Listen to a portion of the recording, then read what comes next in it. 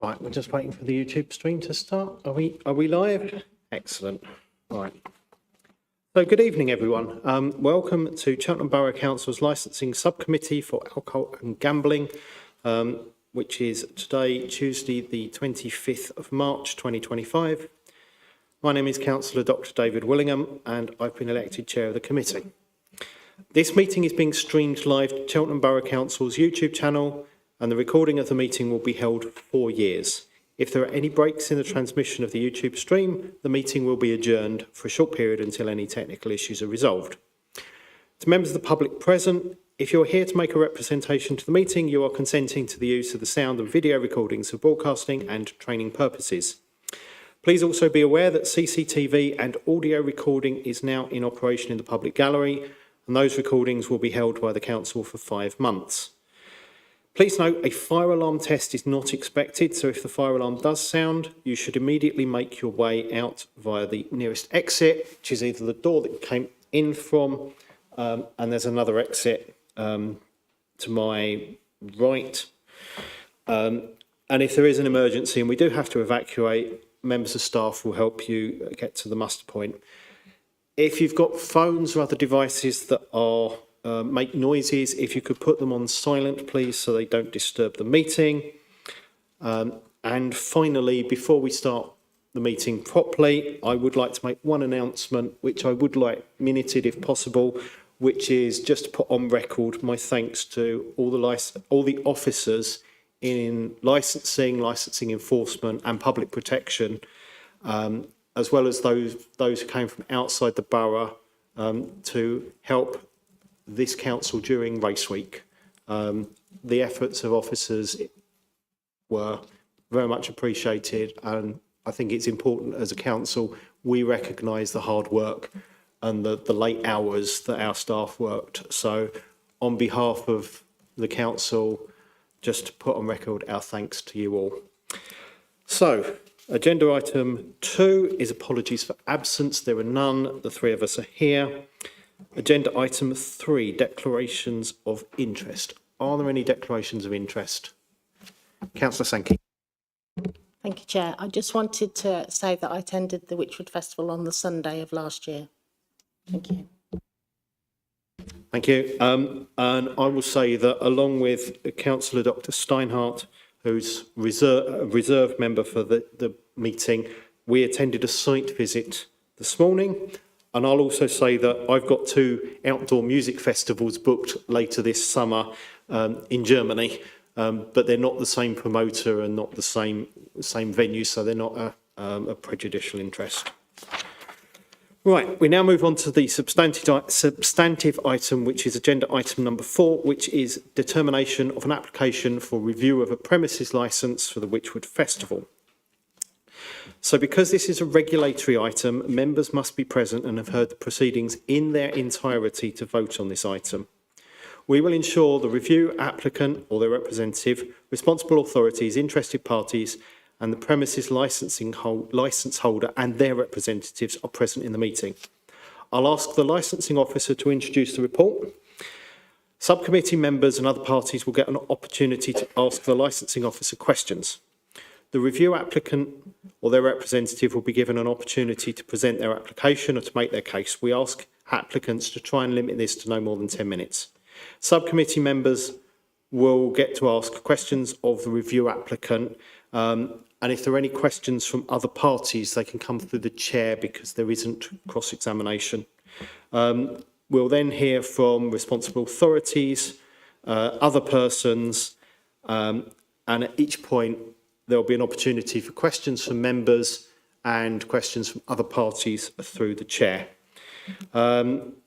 Final comments will be invited from the licensing officer, the review applicant, responsible authorities and other persons, and the premises licence holder gets the final right of reply. The subcommittee will retire to deliberate and we will return to inform all parties of our decision. There's a set of lights in front of me and we're going to do the timing. So hopefully the yellow light will come on for when you've got about a minute left. And when you get to 10 minutes, the red light will come on. and I'll ask you to bring your remarks to a conclusion. So from my point of view, it's important that everybody gets a fair opportunity to speak here. I would ask you, I know it's contentious, but please be civil to each other, please be polite, and hopefully we will get to a resolution that works for as many people as possible. With that, if I can ask the Licensing and Public Protection Manager to introduce the report, please. Thank you, Chair.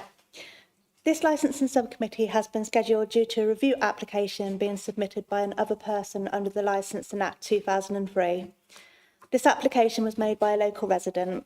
The application seeks to review the premises licence for the Witchwood Festival held at Cheltenham Racecourse on the last weekend of May each year. The review application was made under the Public Nuisance and Public Safety Licensing objectives. However, as public safety only covers the safety of those persons on the licensed area, the application has been accepted on the grounds of public nuisance only. The event has been running at the racecourse for 20 years. It is attended by a range of ages, with families with young children, a very significant element of the attendees. It allows for 3 stages with music and entertainment, including comedy. Musical entertainment on the stages ceases at or before 11 p.m. Thereafter, comedy and a silent disco occur. In 2023, the licence holder, Tribe Festivals Limited, applied for a variation of their premises licence to relocate to the Hellifield area of the racecourse. The premises are licensed for the hours and conditions attached to the premises licence, attached to Appendix 2 of the report. The grounds for the review can be found in Appendix 1 of the report with a full application. The applicant has also made a further submission which was circulated on Friday and has been published on the Council's website. The application has been advertised in accordance with the Licensing Act 2003. This includes the 28-day consultation period with all of the responsible authorities specified under the Act, published on the Council's website, at the Council offices, and also public notices were displayed around the perimeter of the premises for 28 days. The Environmental Protection Team have provided a written representation which is attached to Appendix 6 of the report. Gareth Jones and Eamon MacArthur from the Cheltenham Borough Council's Environmental Protection Team are present today to answer any questions. This has also provided a useful reference document regarding decibels for the members, and this has also been circulated to all parties. There were no representations received from any other responsible authorities during the 28-day consultation period. 34 representations were received during the consultation period, and these are attached to Appendix 5 of the report. 19 were in support of the review application and 13 were in support of the event. 1 representation was also submitted by Tewkesbury's Borough Council's Principal Environmental Health Officer. On Friday, the premises licence holder's solicitor submitted a written submission which has been circulated to all parties in response to all representations made. The review application mentions that was a breach of premises licence conditions in 2024. I can confirm that no breach occurred and no enforcement action has ever been taken against the event by the licensing authority. In determining the application today, the licensing subcommittee must have regard to the statutory guidance issued by the Secretary of State, the Council's adopted policy statement, the representations made and the evidence it hears tonight. Extracts of all of these documents are included in the report. The options for the subcommittee today, having regard to all of the above and taking steps as it considers appropriate for the promotion of the licensing objectives, can include making no changes to the current premises licence, modifying the conditions of the premises licence, excluding a licensable activity from the scope of the premises licence, removing the designated premises supervisor, suspending the licence for a period not exceeding 3 months, or revoking the licence. Thank you, Chair. Thank you very much. Right, what are we on here? Right, are there any questions for the licensing officer from members? Councillor Sankey. Thank you, Chair. Have there been any previous complaints made to you about this festival, being as it's been on for 20 years? Thank you, Chair. I think that would be a question for our environmental protection team. Is that just in terms of noise? Yeah. So there's been no complaints in terms of the other licence and objectives, but I would put that to the environmental protection team when it's their turn to speak. Thank you. Any further questions? Okay, so are there any questions for the licensing officer from any of the applicant? No, thank you. The licensee? No, thank you. And are there any questions from any of the objectors? No. Okay. Right. So where do we go to here? There's a lot of complexity on this. So I've got to make sure we get it right. So we now move to the review applicant to make their case. So Dr. Padfield. So is this okay? Yeah. Hi. Yeah. So I'm. Hi everyone. I'm Dr. Daniel Padfield. I work at the University of Exeter. I'd just like to thank Michelle for accepting this review, and for Amy who helped me a lot and replied to many emails of mine while I was trying to get information on this. And my whole application comes from not an expertise of acoustics or knowledge of how sound works, although I've had to learn quite a lot recently. It comes from, I suppose, having skills to be able to interpret data and being affected by it personally. And I want to state that, I know that this is an evidential place and it's not about emotions, but I'm mainly doing this because my partner is very seriously ill and I'm just trying to prevent her from getting worse. And it turns out that I'm not the only one who was affected by this, given the number of objections. And it's also important to state, I don't want the license revoked. I just want the conditions in the license to explicitly state the positioning of the stages to be further away from houses. Okay, I don't think that's completely unreasonable. I think that's a pretty good compromise here, and the direction of those stages to move to face away from the main residential areas. And as I say, the comments from myself and other residents closest to the site have demonstrated how loud and disruptive the festival was. And for me personally, it was the low frequency noise that was the worst. So I was in Park Lane and I could feel the music in the kitchen, which is at the back of the house, and we're on the side away from the fields. And most of the stuff in the license isn't for low frequency noise. Low frequency noise, from my understanding, is difficult to measure. It's difficult to know what that feels like until it happens. And the kitchen, I could feel it in the kitchen. I don't think that should be happening over an entire weekend. And what is clear from all the comments from the licensee, the license holders, from environmental health, and myself show that the current license is unclear. I mean, we'll not discuss because everyone says they haven't breached it, but it's been accepted on public nuisance that it is, and I think it is unclear, and I will come back to this later on. And at the very least, the license needs to be changed so that we all know whether the license is being breached, that it's not open to interpretation, that I can't look at numbers and be like, it looks like it has, and they can say it's not. It needs to be crystal clear here, because that's important for members of the public and members of the council and everyone enforcing the license to know what the conditions are. And I think, obviously, that the license should be modified to be clear what compliance is and is not, to get rid of the target level and only have an absolute level. And I think personally this should be set at 55 decibels. And if you want to set it at 60, you must consider that there were 4 times as many complaints last year as there were the year before, when it was much quieter. And this will likely get worse as the festival is planning on having even larger crowds going forwards. So around 8,000 people estimated this year for James, and on the license is 9,999 people they can let in a day. So this festival has gone from being small over the last 20 years to getting quite successful, which means that they've got bigger and bigger and used larger and larger, presumably, amount of music and loudness. Good God, my words sometimes. So I suppose this hearing is an opportunity for us to future-proof the license as the festival grows for the benefit of both the residents and the festival. And I believe the easiest way to compromise on that is between audience enjoyment and public nuisance is to have a condition around where the stages can be set.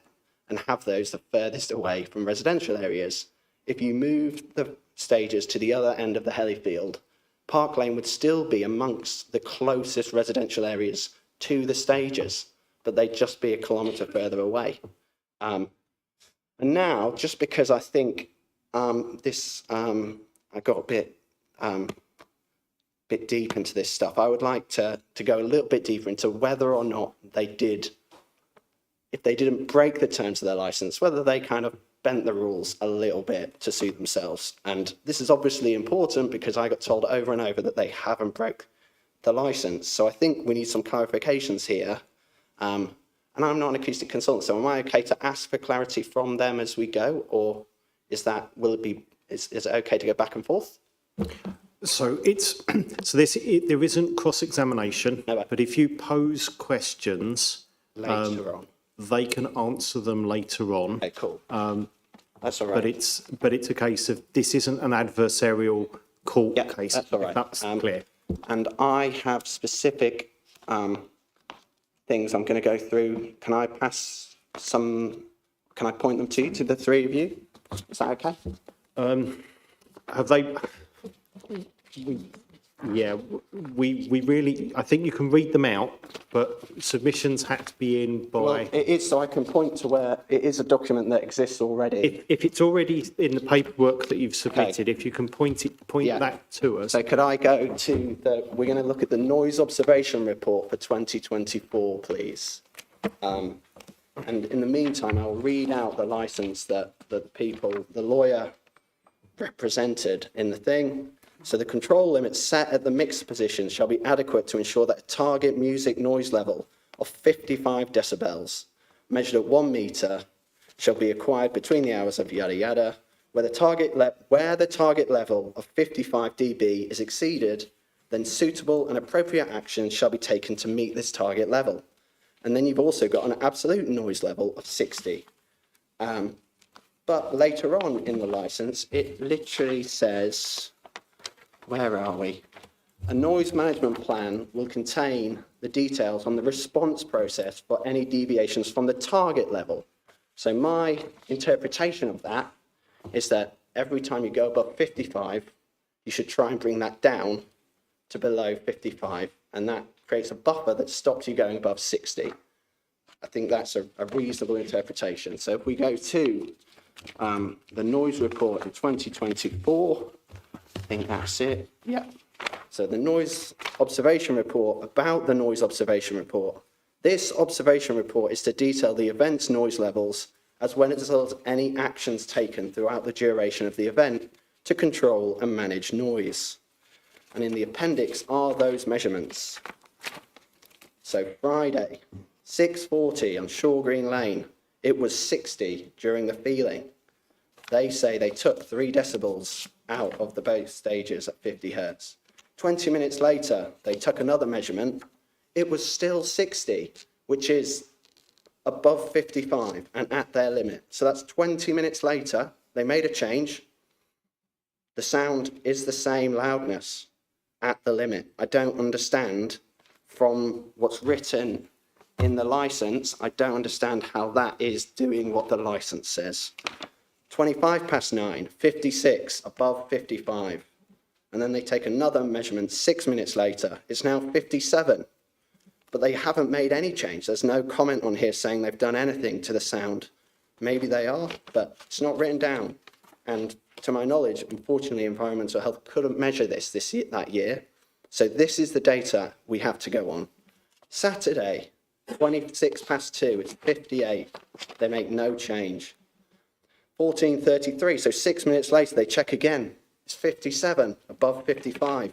They make no change. 1 minute past 5, it's 59. They make, they take 5 decibels out of the subs overall. So they are the only 2 times out of all of these times where they have noted a change to the sound system. They take a measurement 20 minutes later and it's 56, not under 55.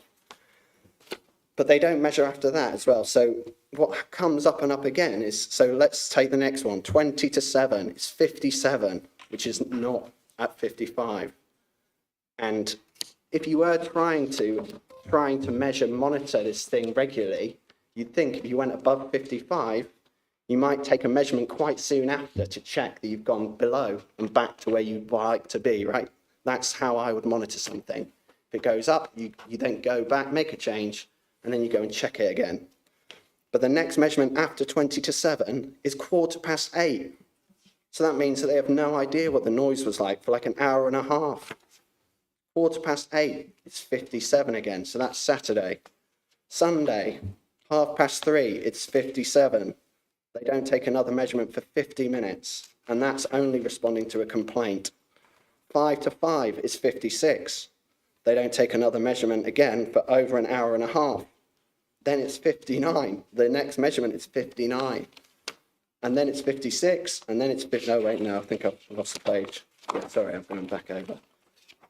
And then the last measurement's on Sunday, 9:20, it's 60.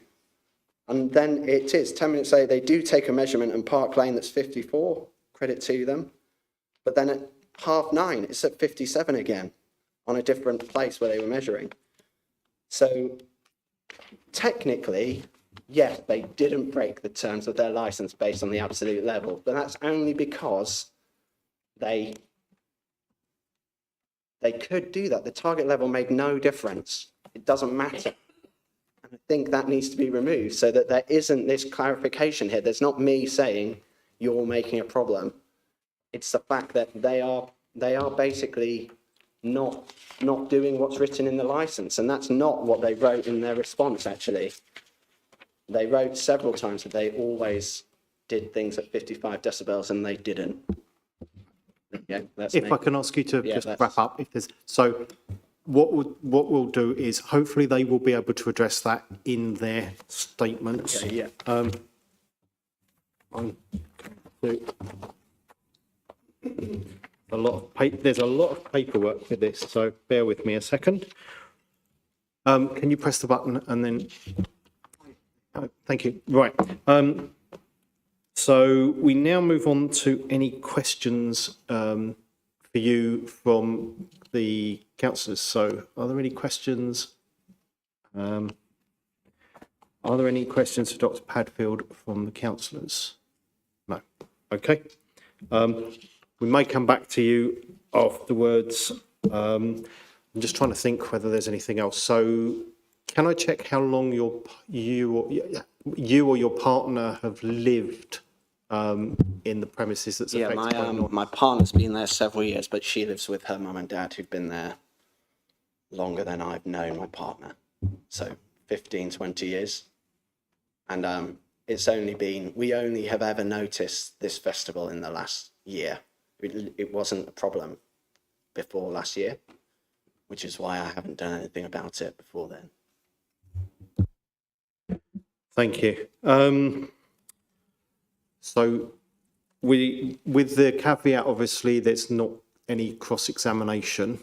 Does the licensee have any questions that they'd like clarified? No, thank you very much. No. Okay. Right. So we now move on to hearing from the responsible authorities, which will be Cheltenham Borough Council's Environmental Health. And so if I can invite you to speak, please. Yeah, thank you, Chair. I'm Gareth Jones. I'm Senior Environmental Health Officer for Environmental Protection. As Michelle has said, I've already sent in a response to the review request. If you would like me to, I will read it all verbatim, but it is rather long. Alternatively, I can try and summarise it if that would help. I think we'd probably prefer the summary. I've certainly read through it, and I believe my colleagues have read through it as well. So it's just the summary and what have you from your perspective. Yep, thank you. It's easy for me too. As you'll all know, Wychwood has been operating for quite a long time at various locations in Cheltenham Racecourse. We have monitored some years. We weren't available to monitor the event last year due to staff not being available. So the evidence we've had to use to assess compliance with the licence conditions was that provided by the monitoring team on site engaged by Wychwood. As we've already heard, we don't consider that there were breaches of the licence last year. If there were, we would take enforcement action, but the enforcement action we take has to be in compliance with our enforcement policy. And what we've heard, that the event met a limit of, let's be straight, an absolute limit of 60 dB, would not be sufficiently bad for us to take formal enforcement action. So we're happy that the event has a history of being well run and well monitored. Certainly the 2023 event that I did attend, we were quite happy with the monitoring going on and quite happy with the noise levels that were recorded. Notwithstanding that, it may be that this hearing is an opportunity to update and modernise the licence for the event. Certainly in terms of low frequency noise, there are new ideas and new guidelines about low frequency noise. Probably 15 years ago, not long after I started at Cheltenham, it would have been very difficult for us to measure low frequency noise. The technology is advanced enough for us to be able to do that more readily now. So it seems like a sensible opportunity to put in some limits about low frequency noise. This is where we encounter a problem with the guidance available. The guidance on noise from outdoor music events is ancient. And I've been promised an update in a few months for years and years and years. Actually, my colleagues have been on some training about it this morning, where they were talking about what's likely to be in the guidance that hasn't quite been published yet. And I expect we'll perhaps hear more from the licence holder about what they think is a suitable approach. So I think it is an opportunity to modernise and update the licence conditions and certainly make them clearer and understandable for everybody. That includes us, people in the neighbourhood, and the people running the event as well, so they know exactly what we expect them to achieve. I'm racing through parts of this.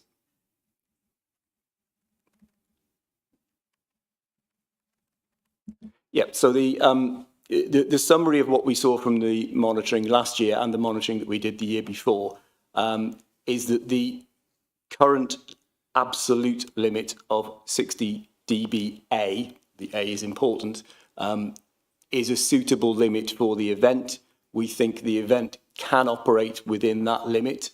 There are already proposals on the table to relocate the stage at the request of Wychwood this year, which I think will mean keeping to that limit is much more achievable. And I look forward to hearing what they have in store either today or through their noise management plan that we require them to submit before the event. When that noise management plan comes in, it allows us to address any queries or any suggestions we need to make about what they should do.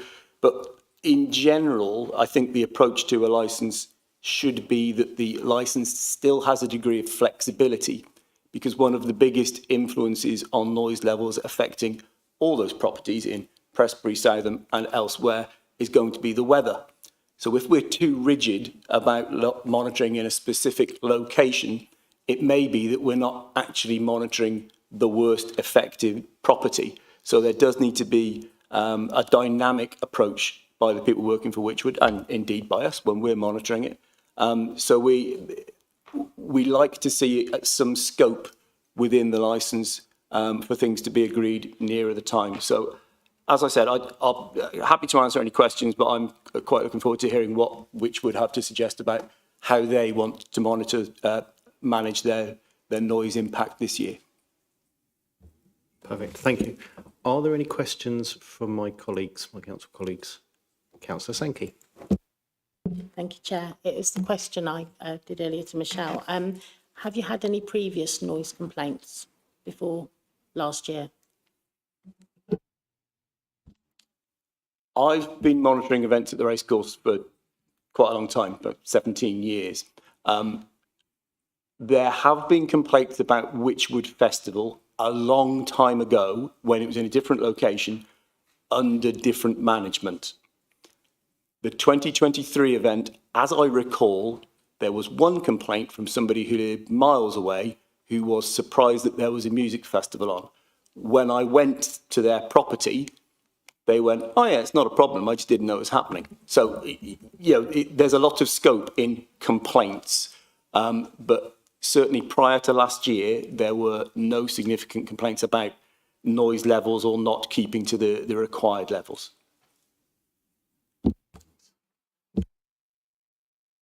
Thank you. Sorry. Yeah, you said you weren't able to monitor last year. Obviously, this is quite controversial. Will you be monitoring the festival this year? Yes.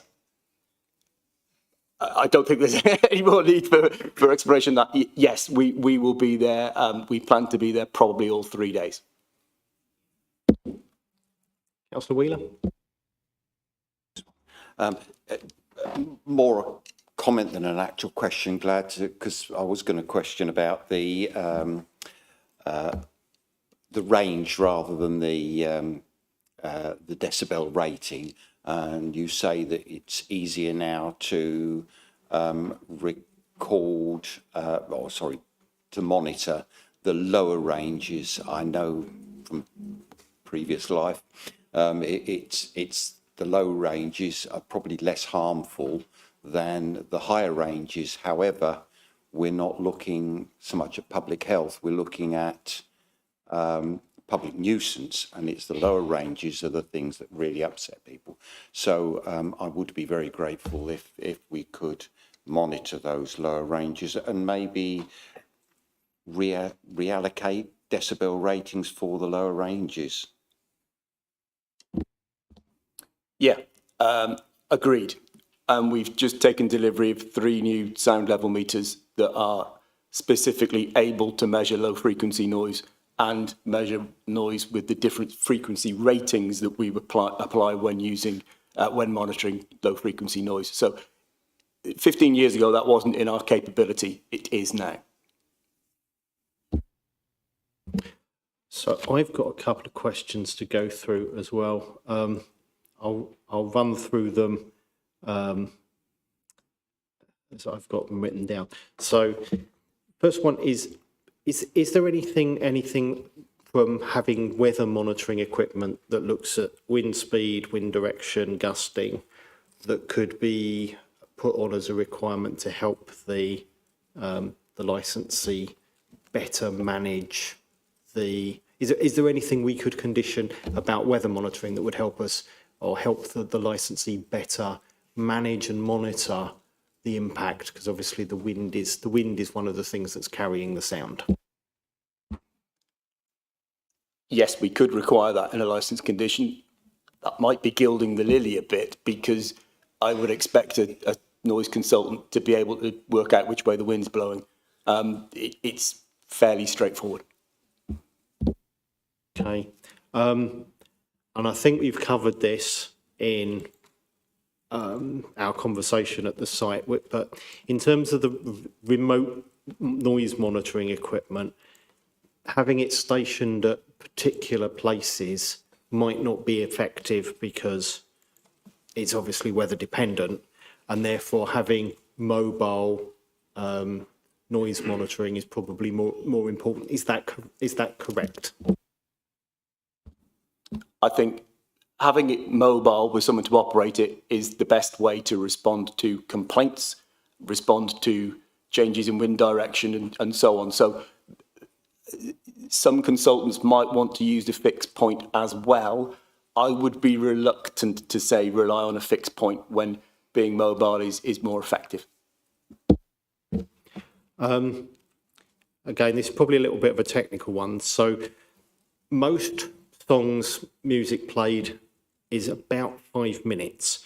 But if I've understood the measurement criteria that we've got, which is the decibels A rating over 15 minutes.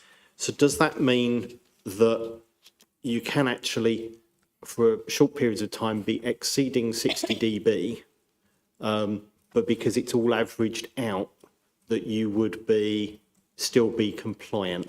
It's effectively averaging the sound intensity over that 15-minute period. Is that correct, or have I misunderstood that one? No, you're quite right. It's a 15-minute average, which allows for some parts of the performance to be louder than other bits. And it allows for gaps in the music and introductions and so on. In terms of the permitted values, so the moment we've only got things ending in noughts and fives, is there anything perceptible to be gained by looking at small adjustments, whether that's knocking 1 dB off, knocking 2 dB off? And is there anything to be gained? For example, we've got the target is 55. The absolute maximum is 60. Is there any way of saying you need to take action at, I don't know, 57.5 or something around that? Or are we again trying to, is that overcomplicating it? And we're just saying 55 is what you're trying to achieve. 60, over 60 would be a breach, and that's clear, that's got enough clarity. That was a whole lot of questions in one. In terms of the small changes, the human ear won't detect small changes. Anything less than about 3 dB, you probably wouldn't notice the difference. The numbers in the existing license are from the guidance that we have available, and they're used across the country. Sorry, the second part, remind me. About whether there was a value in saying at 57.5 change. The values of the noise values measured off-site will vary so quickly that in practice, a sound engineer monitoring off-site will probably react to a 5-minute average at the start of the recording. If you can see it's going wrong, your job is to try and get it back into compliance as soon as possible. The guidance and the law all mentions 15 minutes, but sound engineers will respond a lot quicker than that, as indeed I would expect them to if I was there with my sound level meter doing the measurement myself. And finally, you've got on page 115 of the bundle, we've got a possible condition proposed. So the control limit set at the mixer position shall be adequate to ensure that a level of 70 decibels in the 63 hertz and 125 hertz octave band at 1 metre from the facade of noise-sensitive premises shall be achieved between the hours of 9 and 23. Yeah. In terms of that 70, that's obviously not exceeding. So 70 is the maximum. Is that derated? Is that over a particular period of time? Is there anything else? Just checking that condition. Do we need anything about a period of time or a rating? So that's in there, or are we good with that? Is there anything else that we need on there? Oh, there should be a time measurement period, typically 15 minutes, but like I said, most people respond a lot quicker than that. I should say that that condition is lifted from the guidance that we are literally about to chuck in the bin any month now, and is rather out of date. There are newer ways of assessing low frequency noise. I don't want to steal anybody's thunder, but I think the licence holders would like to suggest that, and I'd be quite interested to hear what they have to say about it, which is more reflective of the emerging guidance that we expect to have soon. So although we recommended that a couple of weeks ago, it might be we've got something better in the pipeline. And that would be from the license, the premises license holder potentially. Yeah. Okay. We'll let them speak at that point. Okay. Councillor Wheeler. Gareth, is that, yes. A question popped up with, based on the question that you put about decibel ratings being over a period of time.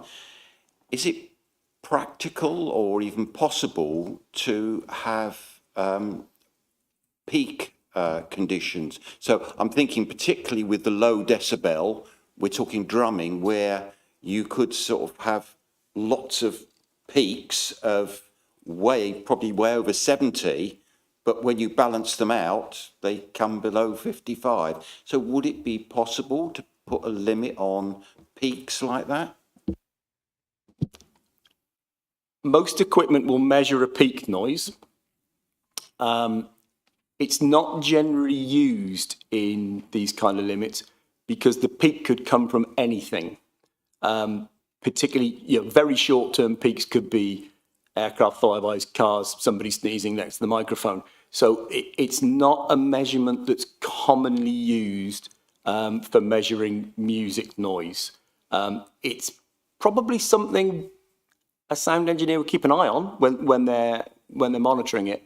But we don't look at anything as small as peak noises from particular beats of a drum. That's covered by the long-term average, really. Thank you. Right, again, because there isn't cross-examination here, if there's anyone with any questions, so I'll look to the licence holder first. Any questions? So no, thank you. And I can see one, I think there was one from the applicant and then one from the gentleman behind. So if you address the question to me as the chair, and then we'll ask the person. I just got a couple, actually. I'll just pick up on a point that, sorry, I've forgotten your name. Councillor Wheeler said, so although there's not a peak metric, there is a peak metric. There's also a metric called LA10, and that's the noise for over that period of time, the noise that is exceeded for 10% of the measurement period. So it's not quite peak, but it calculates that top kind of 10% of the noise. So although it might shoot up for a sneeze, that will average out a little bit for that 10% period, which is a possibility here. And it's actually linked in the noise observation report, that definition. So, yeah, my question is, I know that weather's a really important thing, but I suppose distance is probably also a really important thing, right, for noise. So I've got two questions. Would he agree that if we move the stages further away, they probably not even have as much of a problem at pushing at their limit? And I suppose I'd like clarity on, let's go here. I'd like clarity on that sentence of the current licence, given the noise observation report. Do you think that when the target level of 55 decibels was exceeded, do you agree that they took suitable and appropriate action to meet the target level? Please. I'll let you come back to those if you're with that. Oh, yeah, sorry. First one is easy. The further away stages, the easier it will be to reduce the noise impact of it on somebody else. Yes. We also have to consider the orientation, spread patterns from PA systems, all the rest of it. It gets very complicated, but yes, is the simple answer. The second one was about that part of the license where it says if you go over 55, you must do something. The simple facts are, I don't know what these guys did. I wasn't there.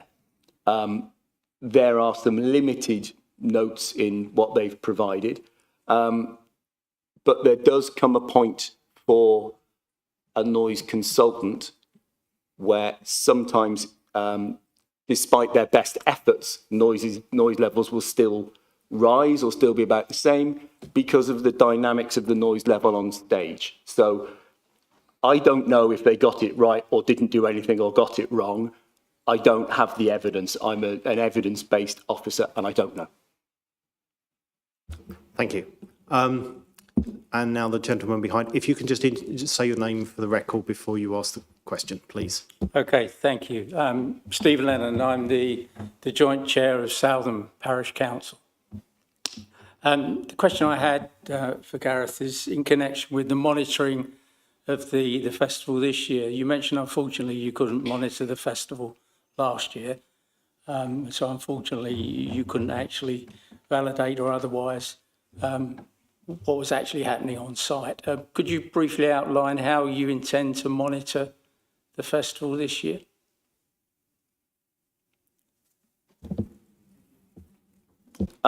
Yeah, I expect I'll be there with my colleagues Friday, Saturday, Sunday, to some degree, depending on exactly how many of us are available. We will be at monitoring points around the site. I'm also going to invite our colleagues from Tewkesbury to come out and do some monitoring on their side of the border, because they can take action if they think it's appropriate, if they think it's causing a statutory nuisance on that side of the border. So I've already chewed it over with them. I expect them to be coming along and helping out. But yeah, we will be out monitoring like we've done other years, and like we do with other events. It's unfortunate that none of us were available last year, but we expect to be there this year. Yeah.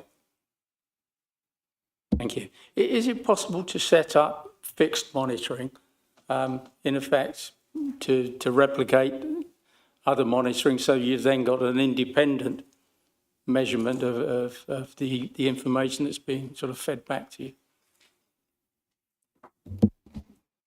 Do you want to come back on that one? Well, I think we did touch on that in my question, but yeah, if you want to clarify that one, please. I don't quite know what independent means. We monitor on behalf of the council to monitor compliance. The noise consultants for the event monitor on behalf of the event, also to check they're compliant as well. I don't think there's a need for another third party to come in and monitor independently of those two organisations. I don't really see they would gain much. These guys are professional, we're professional, we do it the right way. In terms of fixed monitoring, I'm reluctant to say we will fix a monitor here or there, because it may be the wrong place to monitor, in which case we've wasted a lot of effort and we only have finite resources with our monitoring kit. We need it to go where the problem is, and the problem might well move. So I think it's unlikely that we would be fixing a location, but I'm happy that we'll monitor it properly and the licence holder will monitor it properly. Does that answer the question? I wasn't inferring that there should be three sets of monitoring. When I say independent, it was yourselves measuring independently of the acoustic consultant. So thank you. I think there's one more question from Dr. Padfield. Hi, yeah. So let's say I did set up a noise monitoring, because let's say I can get a sound sensor from work, and I set it up. And it goes at 57, or let's say you measure a measurement of 57 or 58, like happened in this data set that I agree that's all we've got to go on. What do you expect? What do you expect to happen if you take a measurement of 58?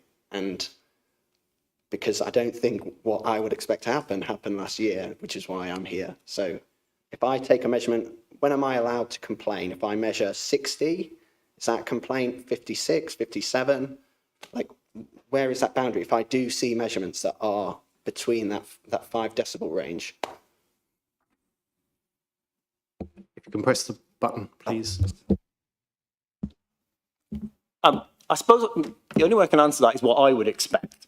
And if I had a measurement that was between 55 and 60, I would expect the licence holder running the event to take action to reduce that level, that A-weighted level. Yeah. That's what the licence says at the moment. And I'll just get clarification on this, but the licence isn't breached unless we're reading 60 point something, so 60.1, 60 what have you, for that a 15-minute period. And is that correct? That would be a technical breach. I think absolute is absolute. Yeah. If you go 60.1 plus, it would be a breach. But we would then have to decide how seriously we view that breach how long it went on for, whether there was corrective action taken then to put it right. So noise is always more complex than just a number on a scale. And in terms of enforcement, this would apply to anyone for noise nuisance. You're looking for prolonged, the response of the council has to be proportionate to the nature of the breach. Is that correct? I can see you nodding, but. Yeah, absolutely. We would be considering how long the breach lasts for, the corrective action, the time it occurred. So, you know, if there was a breach for the last 5 minutes of an event, bear in mind we usually apply a 15-minute average, but just as an example, if the event is finishing at 10:30 when it's licensed till 11 o'clock and it just breaches its 60 absolute limit, I'm inclined to say, so what? I think there are certainly lessons to be learned from that, and I would expect any event organiser to try and avoid that happening. Certainly if it happened the first night, make sure it doesn't happen the second night. But would I be rushing to court to prosecute somebody in those circumstances? No, I wouldn't. It would be far too over the top for that kind of offence. Thank you. Right. I'm not seeing any more questions, so we'll now go to the list of public speakers, and I'll reference which representation was made for the benefit of my colleagues. So we have representation number 2, hopefully that's the link, number 2, which I believe is Councillor Steve Lennon from Southam Parish Council. So you have your 10 minutes, over to you, and we may have questions afterwards. I probably won't keep you that long, but yeah, hi, as I mentioned, I'm Steve Lennon. I'm the Joint Chair of Southam Parish Council. I would just like to express the concerns of the local residents in Southam due to the significant noise nuisance that they suffer when music events such as the Witchwood Festival is held on the racecourse. Due to the change in the stage location over the last 2 years, it's become much more significant in 2023 and 2024. There hasn't as such been specific monitoring in the Southam Lane area, hence my question earlier of having some specific measurement. But the feedback I'm getting are from personal representations rather than measurements as such. We don't object to the holding of the festival, and I'm sure there are residents locally that very much enjoy it. But we would request that proper consideration is given to relocating the stage to the west end of the Hellyfield, away from the houses. Because as I say, going back 2, 3 and several years before that, it wasn't a problem. Thank you very much. Thank you. Are there any questions? I'm not seeing any. Are there any questions? No, not seeing any. Okay. Thank you. So we've now moved on to representation number 3, which is Sharon Graves or Catherine Haig. Bear with me, Chair. It's Mrs. Karen Galpin. They're her representatives. Oh, right. She's not here tonight. Sorry, Mrs. Karen Galpin. Karen Galpin. Sorry, Karen Galpin. Sorry, Sorry, Chair. Mrs. Karen Galpin isn't present, but she is represented by Sharon Graves and Catherine Hage. Are they here? They're not here. Okay. Right. So we now move on to Councillor Foster, with representation number 22. Over to you. So before I say anything, I would like to make it clear that I would hate to see Witchwood go anywhere else. I know it's a great local event and it brings lots of joy and boosts the local economy. Prestbury, I'm councillor for Prestbury. And Prestbury residents are, on the whole, a very tolerant lot, and they're generally willing to put up with a bit of inconvenience for other people's enjoyment. But in exchange for that toleration, they do deserve consideration. Now, last night, I made a search online for ear defenders for festivals. This is relevant. I got 230,000 hits. There's a big market out there. A lot of festival goers are spending money protecting their hearing because they find the permitted volume in the regulations at festivals too loud for comfort. Now, I admit that I do not understand the science of sound except that it's measured in decibels. But during last year's festival, I didn't need to understand the science to know that it was too loud. I was driven indoors because it was uncomfortably loud in my garden, and I live over a mile away, as the crow flies, from the nearest point of the racecourse perimeter. Not from the stage, from the nearest edge of the perimeter. So I have a great deal of sympathy for those living closer, and I believe them when they tell me that their ornaments inside their houses actually vibrated on the shelves, because I could feel the vibrations of the bass in my chest in my garden. Now, everybody says that the regulations were not breached. I accept that. That may be so, but I don't think that's the point. If the speed limit is 60 miles per hour, you don't have to drive at 60, you can drive at 55. So just because the regulations say the sound mustn't be higher than X decibels, surely it doesn't mean that the authority has to set it at X decibels as the limit. Otherwise, what's the point of having regional licensing authorities? Everybody could just go by the regulations. So I think it is wrong for any event organiser to be allowed to hide behind a regulatory limit when that limit causes distress to local people who have no choice but to be there. Thank you. Thank you. Can you turn the mic off, please? Perfect. Are there any questions for Councillor Foster? So I was just going to, bear with me, I'm just trying to think what I was going to say.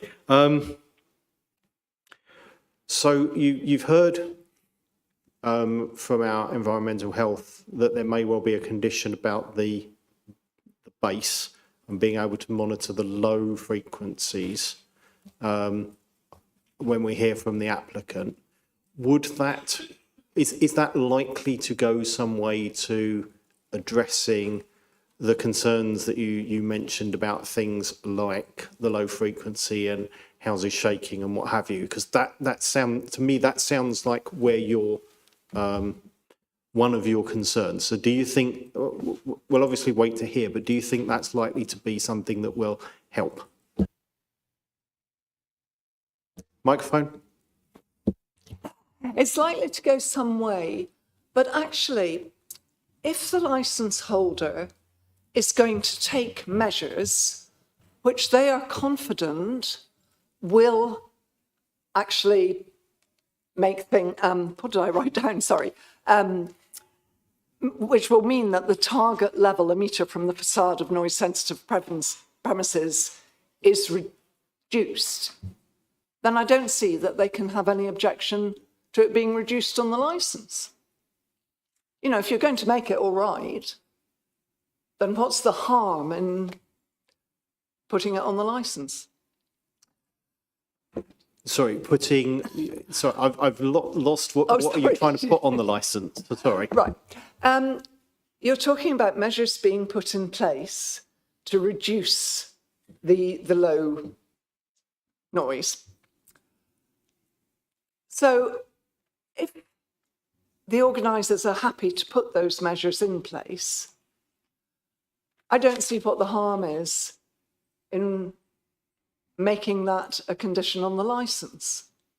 If what they're going to do is going to work anyway, I think that was what I was asking, if they offer a condition or something that was that, so I think we're on the same page. Right. Perfect, thank you.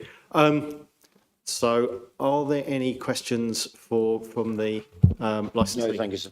Okay, right. Now we move on to representation number 23, which is John Jacker. Thank you, Dr. Wallingham.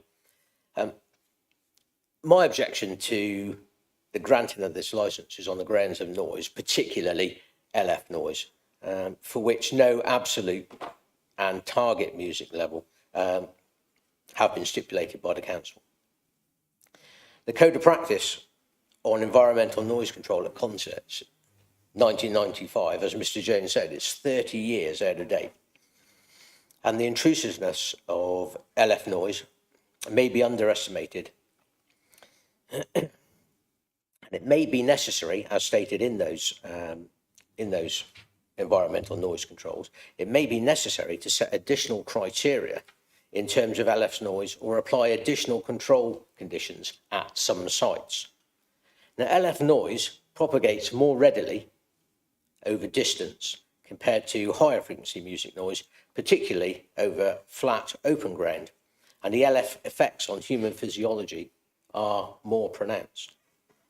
During Witchwood 2024, LF noise was of particular concern to residents, and therefore Cheltenham Borough Council, the Public Protection Team, must conduct their own survey and review the LF noise generated at the event site in order to ascertain and specify a separate absolute and target level for LF noise before the granting of this licence.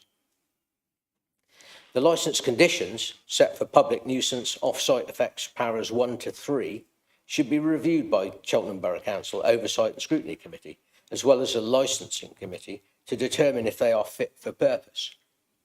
Specifically, whether under the current arrangement, the noise monitoring regime is sufficiently independent to effectively control noise on the site. Dr. Padfield rightly questioned the latency of the data provided by the independent noise monitor on the 2024 event.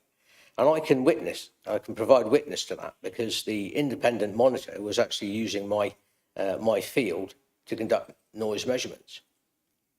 And when they were there, the latency, they were walking between the site and my property, which, whilst it's only 300 metres from the site as the crow flies, it would take you 15 to 20 minutes to walk from there back to the site. And that's what they were doing, walking the data back, not telephoning it in. So that's where the latency came in. And as we know, sound is dynamic.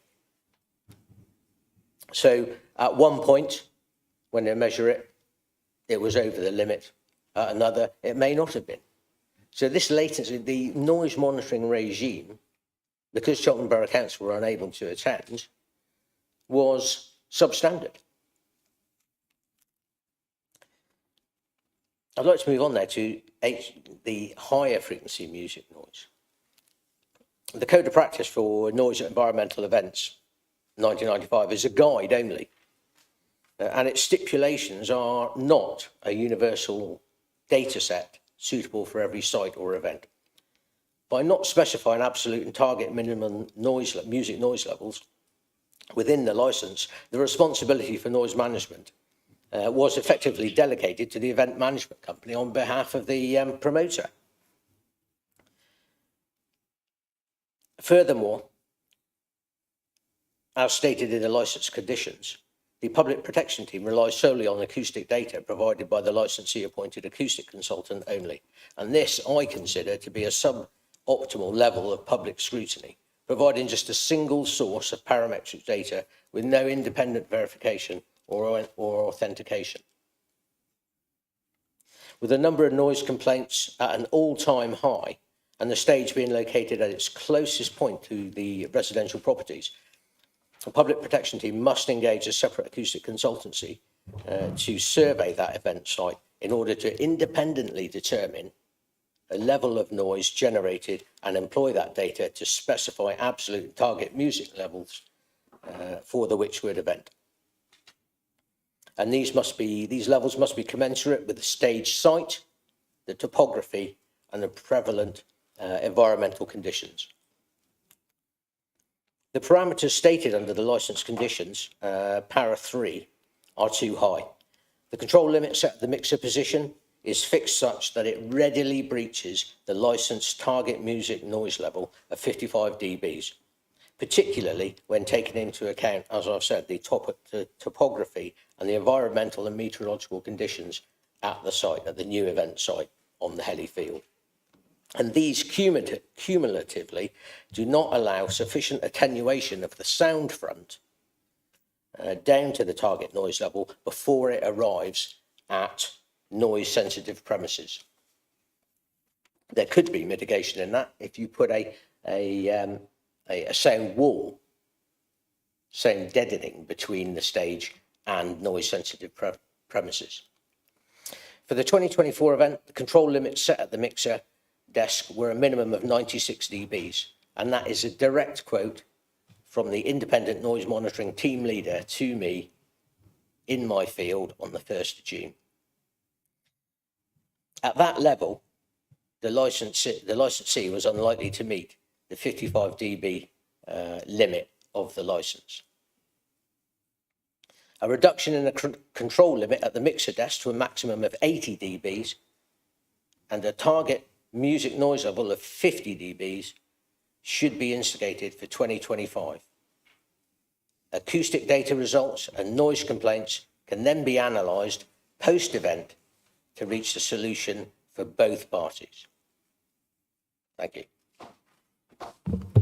Thank you. Are there any questions? Councillor Wheeler. Yes, maybe I misheard you, and this will be a further question to our officers. I think you said that there was only one set of monitoring equipment that both the council and the applicant were relying on. Now, were you just referring to last year when officers tell us they weren't able to monitor it, or are you suggesting that this is normally the case?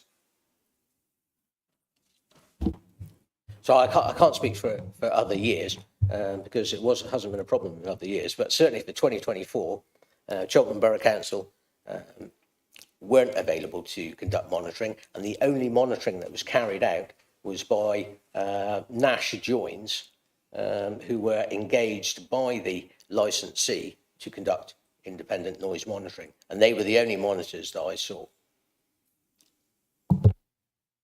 Yes, so on that point, can officers confirm that apart from last year, we do normally have independent noise monitoring, independent from the applicant, that is? Yes, we do, and we will do again this year. Yeah. Any further questions? So in terms of the your comments about independent, are you happy that our environmental health officers are independent, i.e. they represent the council? Are you happy that if they're monitoring that meets your independence criteria? Dr. Warren, when they are in attendance, then yes. I appreciate last year was an anomaly, but it is rather a substandard level of scrutiny, in my opinion, in that particular case. And in terms of sort of sound attenuation through a sound wall, do you not just, because sound's a wave and the wave, it's just likely to simply propagate over that?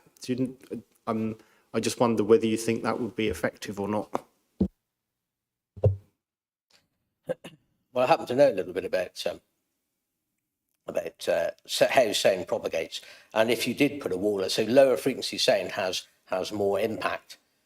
So providing a way for it to be deadened and attenuate the noise front before it hits noise-sensitive premises is a prudent measure and would certainly obviate a lot of your complaints. Higher frequency noise propagates, is weaker and doesn't propagate as far. Low frequency noise does. So the use of some sound deadening material between the back of the stage, for example, or and noise sensitive premises would be a prudent move. But that's not to say, you know, a reduction of the target noise level and reducing the mixer desk level would also play into that, play into that scenario. Any questions? Thank you very much. Thank you. Right, we will now move on to representation number 25, which is Alison Polycut. There we go. Yeah, Polycut. Hello. I'm not really here to speak particularly. I'm actually here on behalf of, to support the festival. I've been a volunteer at the festival since 2013. It's something that I enjoy very much every year. I think it's something that is a great contribution to the local economy, and I'm really here to support the organisers, who I know, having worked with them, are always keen to try and make sure that the festival does take into account the local community. So really, I'm just here as a voice of support, that's all. Perfect. Thank you very much. Any questions? Okay. Right. So we now move on to hearing from the premises licence holder. And I'm just trying to work out how much time we need to give you effectively the amount of time up to that's been made against you. So there's obviously you get quite a chunk of time. So you're going to be all comforted to know I'm not going to need that long. We may not agree, the applicant and I may not agree about much, but we can probably agree about that. Just before we do that, I will look to my colleagues. Is everybody okay? Does anyone need a moment to comfort break or anything else? No, right. So I'm very happy to have a couple of minutes if I had the opportunity. I didn't want to interrupt the meeting, but if I get to dart to the loo, I'm not going to object. okay. If I suggest that we have 5 minutes and 5 minutes sharp. So 10 to by the clock above the exit. So I'll adjourn for 5.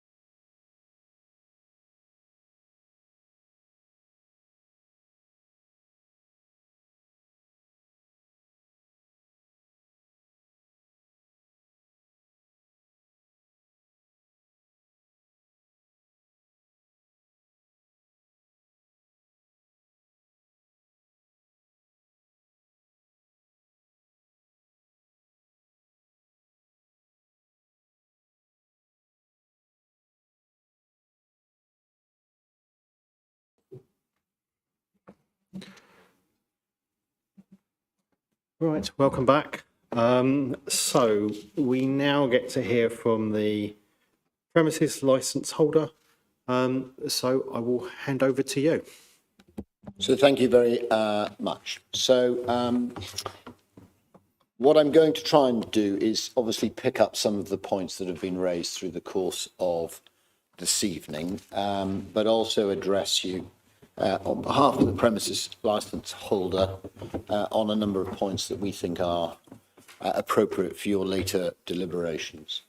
The first point I'd just like to pick up on is that the all-time high, to use the phrase, volume of complaints received here has generated 19 representations in support of the application and 13 in support of the premises.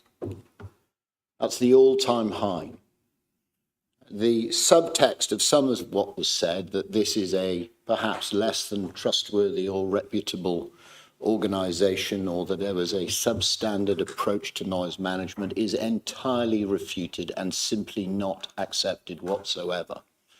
But of course, you don't need to take my word for that. We'll look at the Environmental Health Officer's representations and the comments that have been made to you today and the previous 20 years. And what was said to you this evening, one of the representatives, is that the level should be set such that it would be akin to a refrigerator at 1 metre away or an open plan office. The little chart that's been produced that's on page 48 of your supplementary agenda, I wasn't quite sure where 50 sat, but it's either a refrigerator at 1 metre or it's an open plan office. Open plan office, I presume, is the sound of this room, more or less. So that's what's being suggested. And I will ask you to have that in mind and to think about what's being said to you by those who are supporting the applicant through that prism throughout. There are more concerns expressed this year.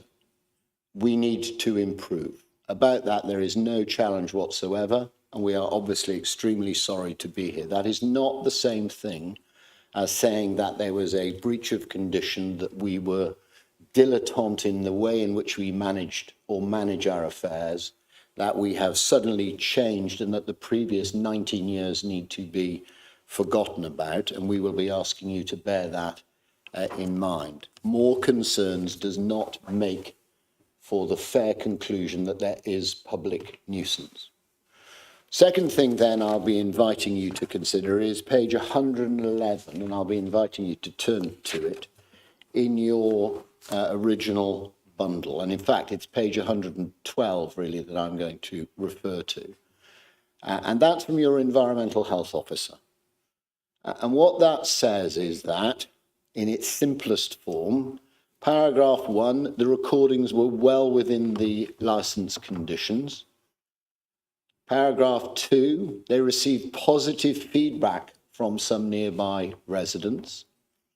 And it was apparent that many of these reports were made after residents in the neighbourhood had been encouraged to complain after receiving a flyer through their doors from someone in the area.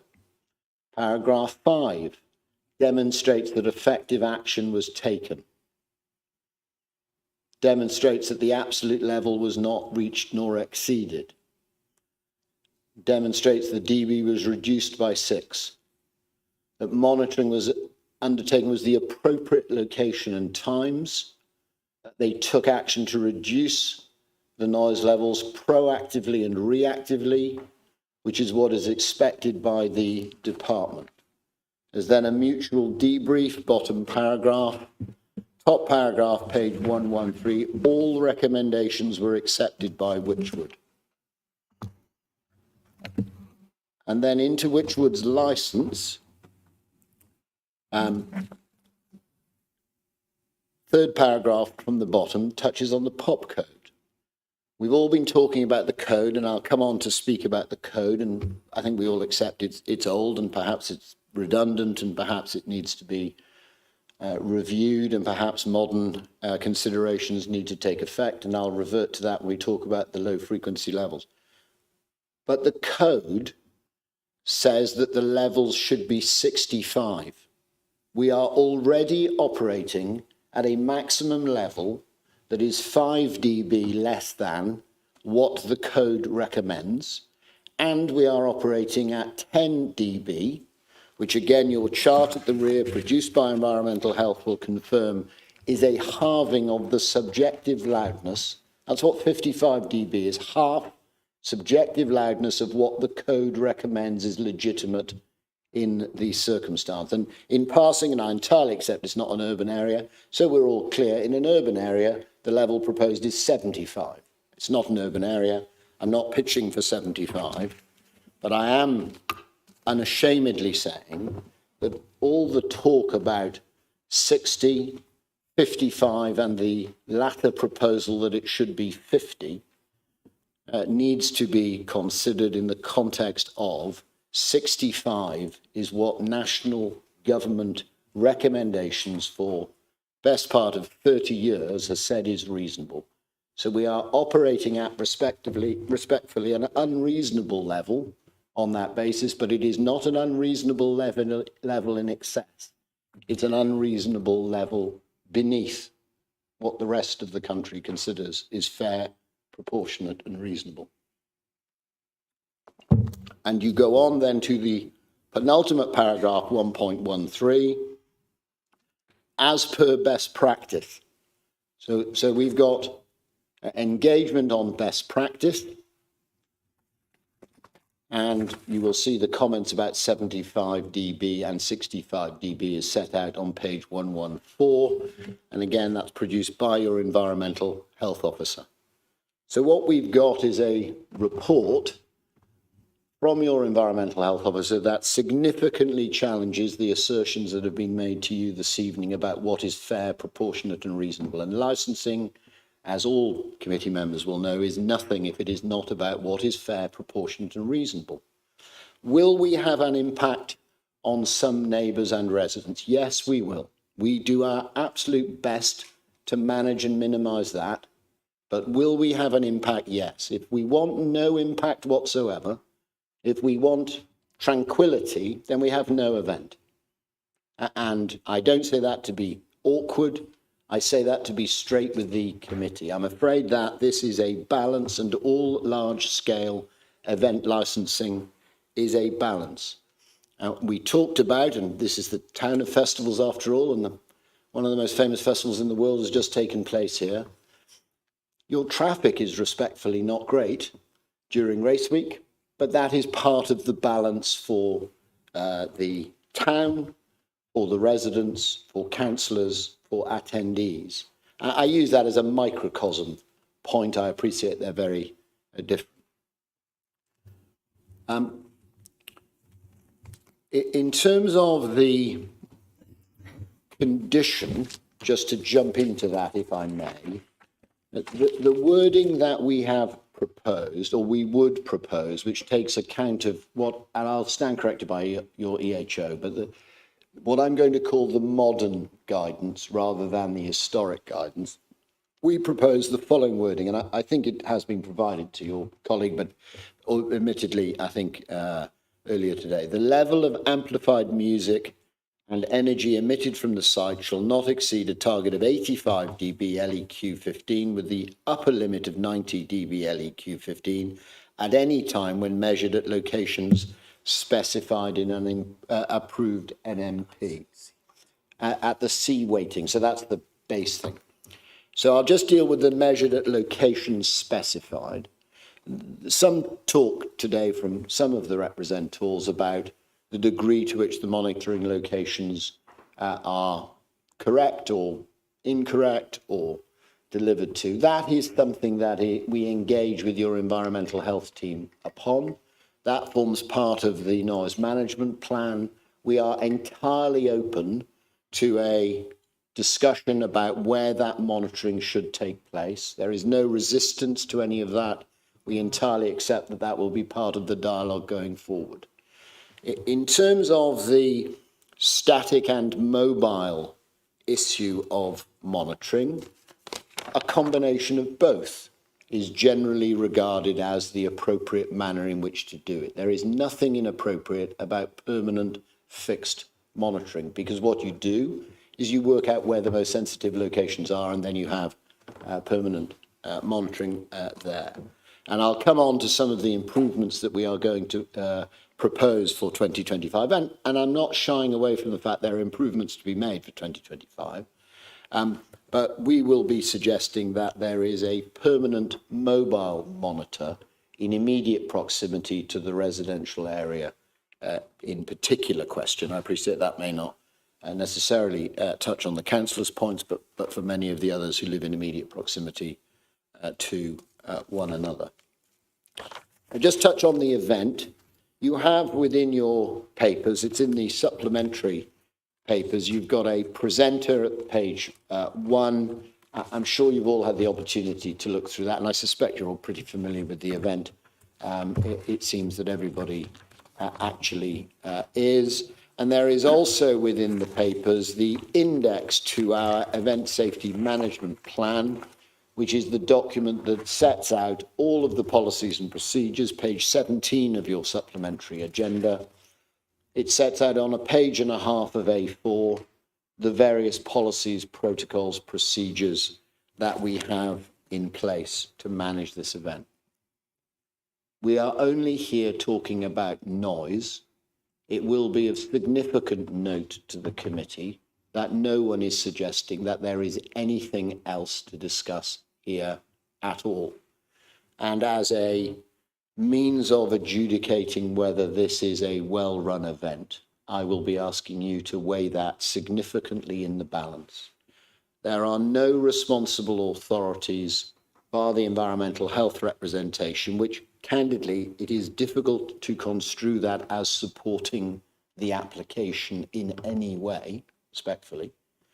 There are no responsible authorities who have sought to engage at all across any of the representations. You will also note it's in your report that Tewkesbury Environmental Health engaged. That's at page 5 of your report.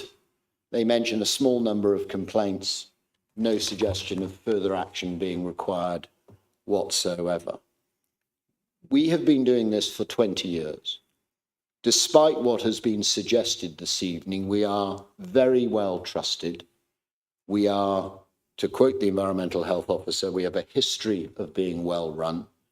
We are welcomed by the community. We are reliable, and moving forward, that trust point, I say, is important. We have always done the right thing. We have always sought to deliver to the highest standards. There is nothing about 2024 and the improvements that we're going to propose that should undermine the sense that we are a trustworthy operation who could and should be welcome to continue to operate within Cheltenham. I did mention, that said, that there is clear room for improvement, and that's a point that I hope is clear in the submissions document that I am not, I hope, mercifully taking you through line by line, but I will just touch on before I finish. I'll just highlight what those improvements are. The first is that we recognise that the position of the stage itself needs to move, and it will move further away from residents. It is not proposed to move as far away as the applicant would like, but it is proposed to move. And I will go back to your environmental health officer's comments, which are on page 115. The department holds a neutral view in conditioning the position of the stage as the licensed noise levels remain the same. I'm not suggesting that where it's situated is of no consequence whatsoever, but I am saying that it's the recipient noise levels for the public that are the point that we should be focusing upon. The second thing is actually the angle of the stage. We probably must accept that the angle of the stage and the way in which it was situated in 2024 merits improvement.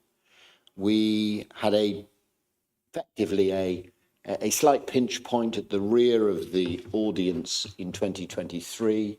we overcorrected it in 2024, and I think we recognise that.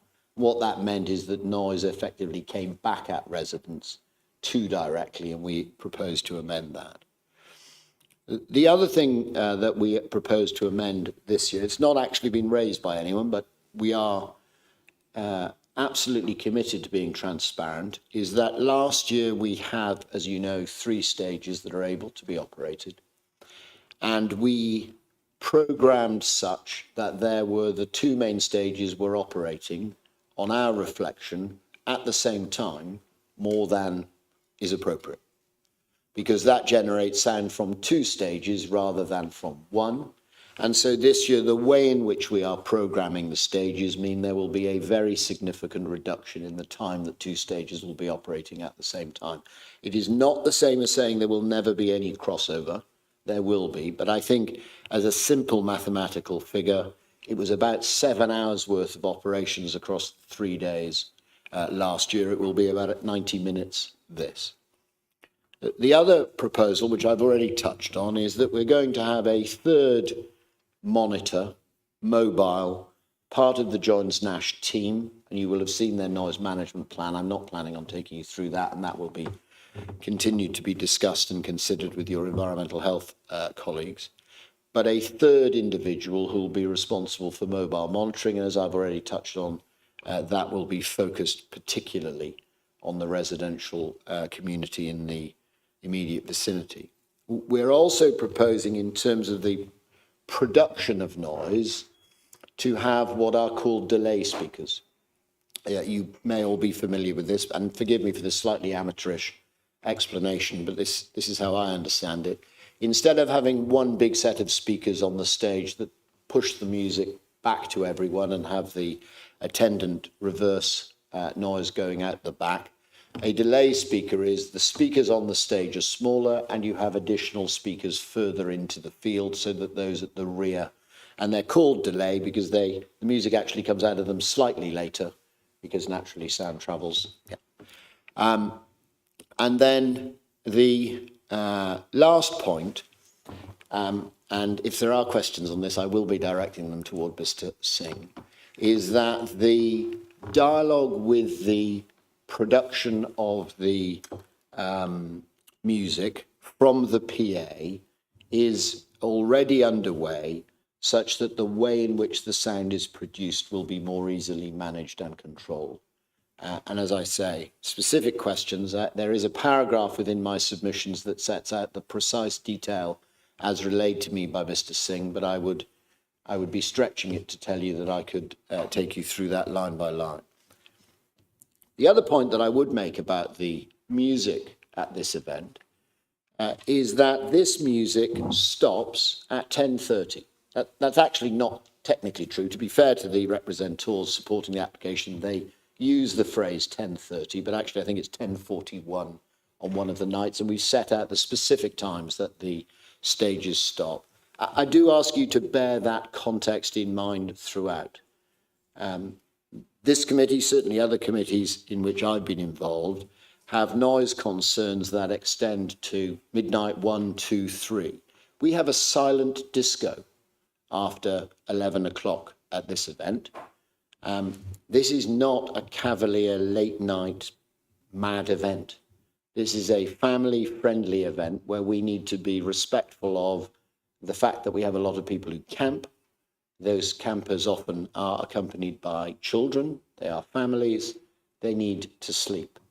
The finish at 11, again, is part of the context of how significant this concern can fairly be said to exist. In 2024, we clearly didn't get it as right as we got it in previous years. There's reference to there was a tripling of the noise, and I hope that you will have seen from your environmental health officer in the chart that's been produced that the representation is respectfully just wrong on that. It's just incorrect. But it was clearly received in a manner that was aggravating to a number.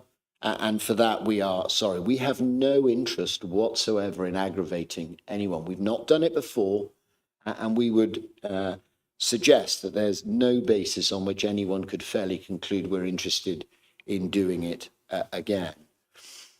In terms of noise management, we resist the suggestion that we're cowboys not doing a proper job, because that seemed to be the subtext of what was being suggested at certain points. We are proactive and reactive. That's to quote your environmental health officer. We have been entirely transparent. We produce the materials in line with the conditions. We do everything that we can that is appropriate. And hitherto, everybody has been extremely happy with what we have done and how we have done it. There are a number of documents in the materials. I think there's the noise management plan from 2024. There's the materials from 2024 included in the original bundle. There's a response to the application document produced by Mr. Singh, which when you come to retire, I'll ask you to have a look at that, but that's on page 25 of your bundle. And there's the proposed 2025 noise management plan.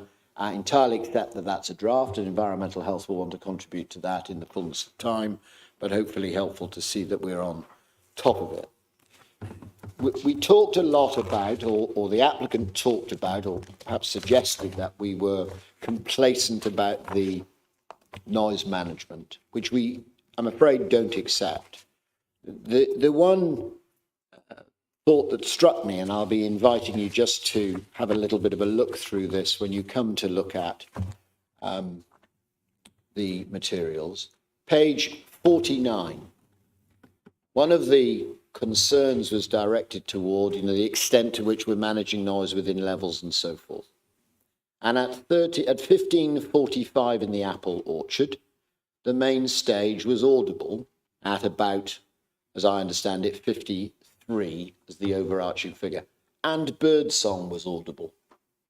So when we're looking at what the noise being received is like, and I'm not challenging the fact that there were exceedances to that, and I obviously heard what the councillor said, but we are talking about birdsong impacting the recipient noise levels.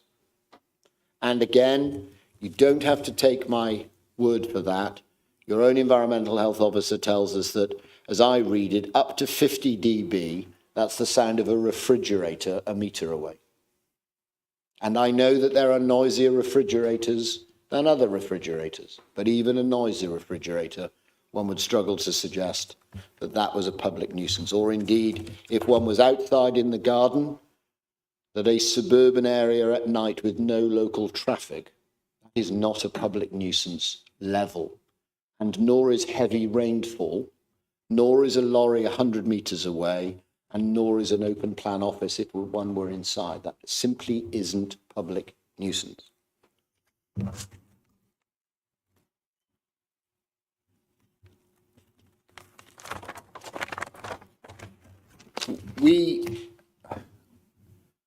Forgive me if my tone has been slightly forthright, but we are challenged by the suggestion that we are not challenging of ourselves to do the very best. Everybody knows that we do our very best. Does that mean that we're perfect? Absolutely not. Was 2024 perfect? No. Can we do more? Yes. But to reduce levels that are themselves below that which any national criteria, historically at least, has always suggested are reasonable throughout England and Wales, it is neither appropriate, proportionate, nor necessary. And being told where the stage should be or not, it is not, respectfully, the role of the applicant, or I'd suggest, without in any way being rude, the committee. As your environmental health officer says, they've got to manage the noise. How they set up to do that is broadly a matter for them. Now, that might not be a particularly attractive submission from a solicitor if I was applying for a new licence. And if I was saying, hi, you've not met us before, but we'd like to put this event on and we'll tell you what's what. But after 20 years, that is precisely what is reasonable to say.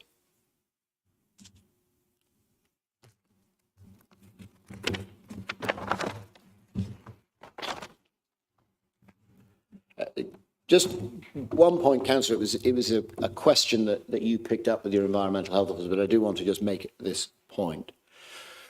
There was reference to what would be the proportionate response from a regulatory perspective, prosecution, licensing review, etc., were there a breach that was relatively modest in the scheme of things.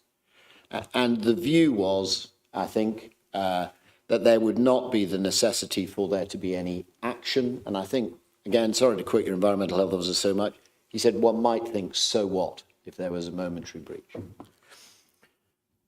But it seems to me, if I may say so, extremely important to remember that that's in the circumstances of a breach. That's on the face of it is arguably a criminal offence. It might be said to be driving at 61 miles an hour in a 60, to take the councillor's analogy, or 71 miles an hour in a motorway, and you're driving at 71 miles an hour, you're driving too fast. But I think we all know that not that many people are prosecuted for driving at 71 miles an hour. But we didn't drive at 71 miles an hour. We had, when this licence was first granted, conditions imposed that set levels.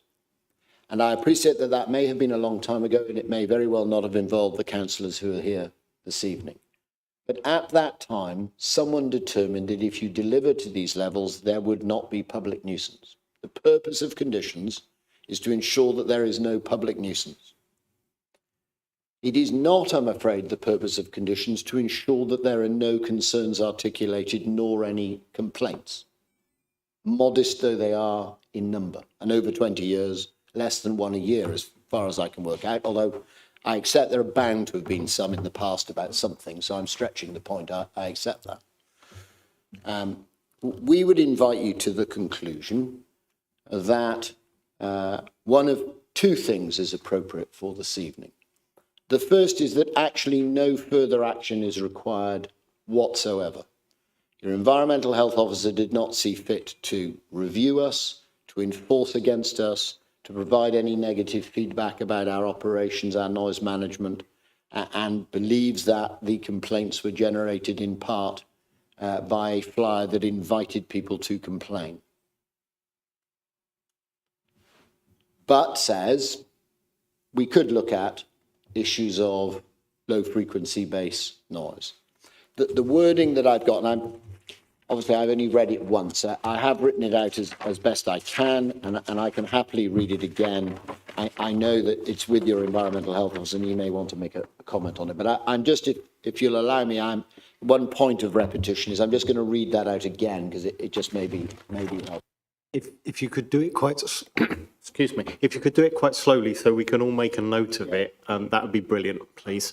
I make no great claims for my handwriting, but I have written it out and can hand it around if that helps, save you writing it down if you want, but or I'll just read it. If you read it slowly, we can make a note of it and if I could, and again, obviously I take questions from your environmental health officer, but the context just to explain this, just to set it up properly, is obviously we saw the environmental health officer's representation. Bob, who here on behalf of Joins National, you've seen his various papers, took the view that having a condition in 2025 for a code that has been recognised as being a bit redundant from 1995 wouldn't necessarily be the best way to take this forward, and so has effectively, I don't say it's exactly this, but my submission is, does the same job, uses the right language is probably the way I would phrase it. The level of amplified music and energy, sorry, let me see your text rather than my own handwriting. The level of amplified music, sound, energy emitted from the site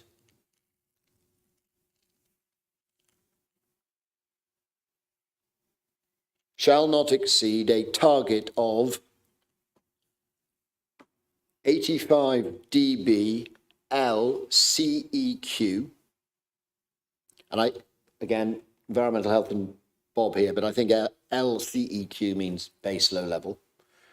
15 minutes with an upper limit of 90 dB LCEQ, 15 mins, at any time when measured at locations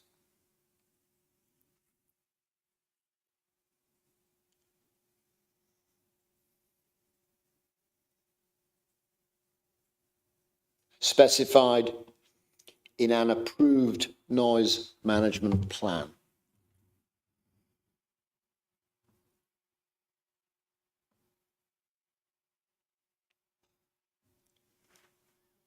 So to repeat the point, we have to set out where the appropriate monitoring locations are, which are obviously at the sensitive receptor locations within the area. We incorporate that within the noise management plan. That noise management plan is then approved by your environmental health team. We then have to deliver to those levels. And I hope it is not a stretch to say you can have complete confidence that we will deliver to the levels, because that's what we have always done. If you have a level of 60 and you have an ideal level of 55 and you never go over 60, when it seems to be recognized that occasional exceedances of 60 generate something of a so what response, that we never went over 60 allows you to have absolute confidence that we'll deliver to this secondary condition as well. That, I would suggest, is the only action that is required here. We respectfully risk throwing the baby out with the bathwater otherwise. Some talk, of course, about whether you can have higher weighted level calibration or whether you might have, forgive me, the 10-minute LEQ. There are broadly national standards. Is this event so extraordinary, so riddled with inconsistency and a failure to deliver to a good standard, something that necessitates more than attending to the one thing where I think there's a recognition we need to modernise the licence and improve it based on the experience of some last year? I'm inviting you to the conclusion that's a fair and proportionate issue. Now, all of that said, we are very keen to say in this public forum that we do not take lightly anything that has been said. Might argue about some of the detail, but are we committed to delivering an event that does not cause a public nuisance? Yes. Can we absolutely promise you that no one will be aggravated by us? No. But if that were the legal test, there would be no large-scale events anywhere in the country. So we can do our best, but we can't promise to please everyone all of the time. But that's probably all from me. Thank you. I'm just going to ask to borrow the projection cable for a moment, in the hope that I can just show people what the curves look like that you've mentioned, because I've just pulled it up on Wikipedia. And it just might be a useful guide for people to see. This is where we see whether the technology works.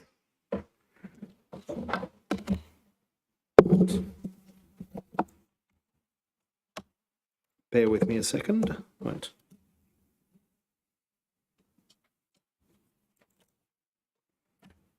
Let's see if that will just come across.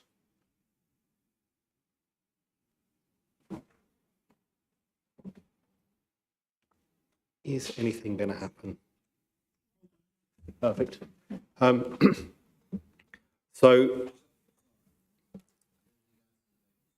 no, it's a Wikipedia thing. Just so, if you're happy for us to show that.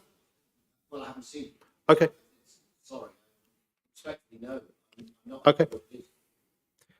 It was just trying to explain to people what the weighting curves look like for the decibels.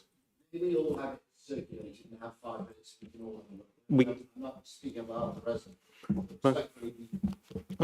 You would legitimately objectify using materials or papers that nobody else had signed. I think it was just trying to help everyone understand. Okay, I'm no, not that's fine. challenging the helpfulness. I just think Okay. we need 5 minutes to have a look at it, don't we?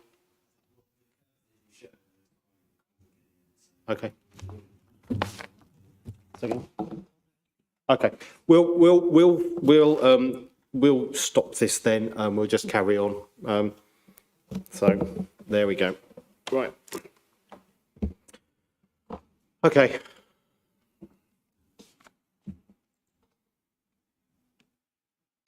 Right. In which case, rather than try and assist people in understanding that, if we just move to questions, then Councillor Wheeler. Sorry, forgotten the initial question I was going to ask. But if it's of any help, I was hardly scientific and wouldn't stand up in a court of law, but I was checking your decibel readings, and while you were talking, you were a maximum of 57 dBA and an average of 47 dBA, only on an iPhone, but if that gives some sort of clarity to what you were saying. Oh yes, I know the main question I was going to ask, and yes, we did discuss this in the briefing prior to, but I would like maybe a little bit more from you. The question of moving the stage some distance, and I must admit it was something that I thought made a lot of sense, but I'm told otherwise. Unfortunately, I wasn't able to get to the site visit earlier. But I remember initially thinking, well, if you moved it right up to the northwest of the site, it would be so much further. Obviously, you can't move it part way and turn the stage around, otherwise you'll be even a worse state. But can you tell us why it wouldn't be practical or reasonable to move the stage right to the far northwest of the area? Essentially, with the variation to the licence that went through in 2022 and in truth, the number of tickets that we sell, both day and weekend tickets, the way in which we can set this up so that it is safe in terms of the movement of people, the position of lavatories, the position of the various other stages, that the bottom end facing up is the only way that it works in its simplest form. We can move the direction, we can move it further away, but we can't offer to put it in, we're not offering to put it in Gloucester.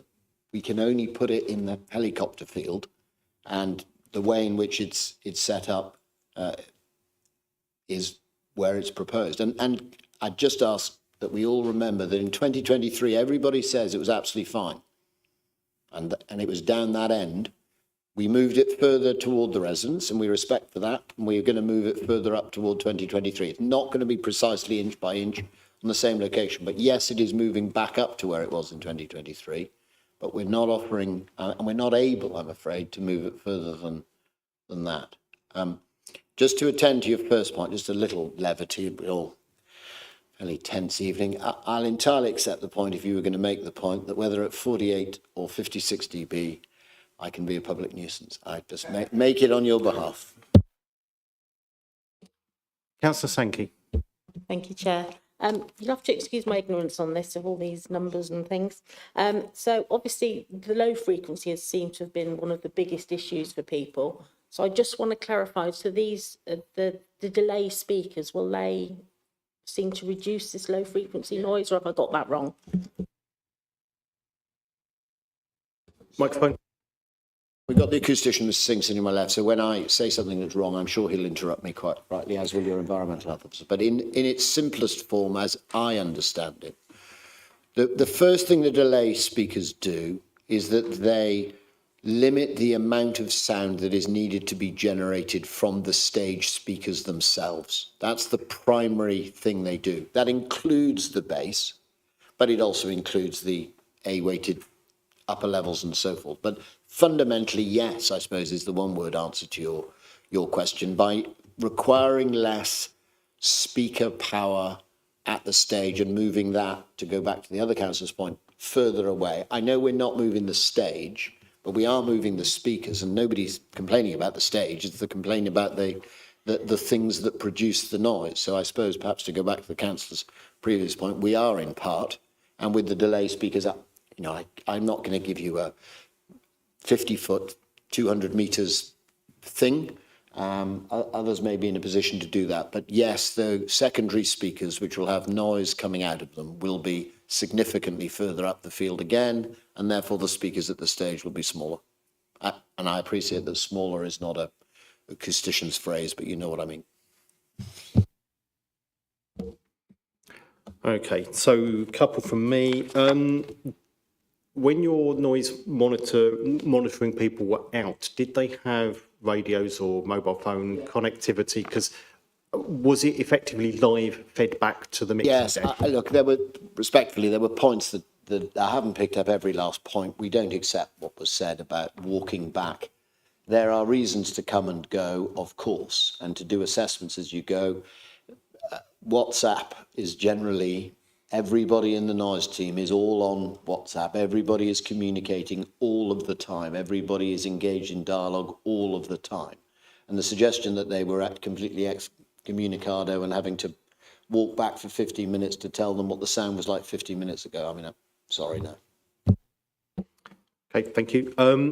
So in terms of how this deals with low frequency noise, do you want to explain or have your sound technician explain how the switch from the A weighting, which is what the current condition has, to the C rating or the weighting, means that it will be dealing with the low frequency noise and actually provide some sort of protection for the residents? Because reading through the objections, the low frequency noise does seem to be a common theme, and it's probably worth having that explained in more in layman's terms, that we can all understand how that proposed condition will help people.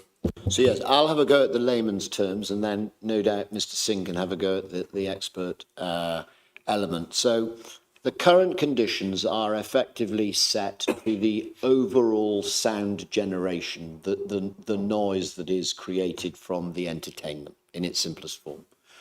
The addition of the condition that's been proposed is not in substitution for, but is in addition to. And what the C weighting fundamentally means, that it is the level in terms of how it's perceived that is lower.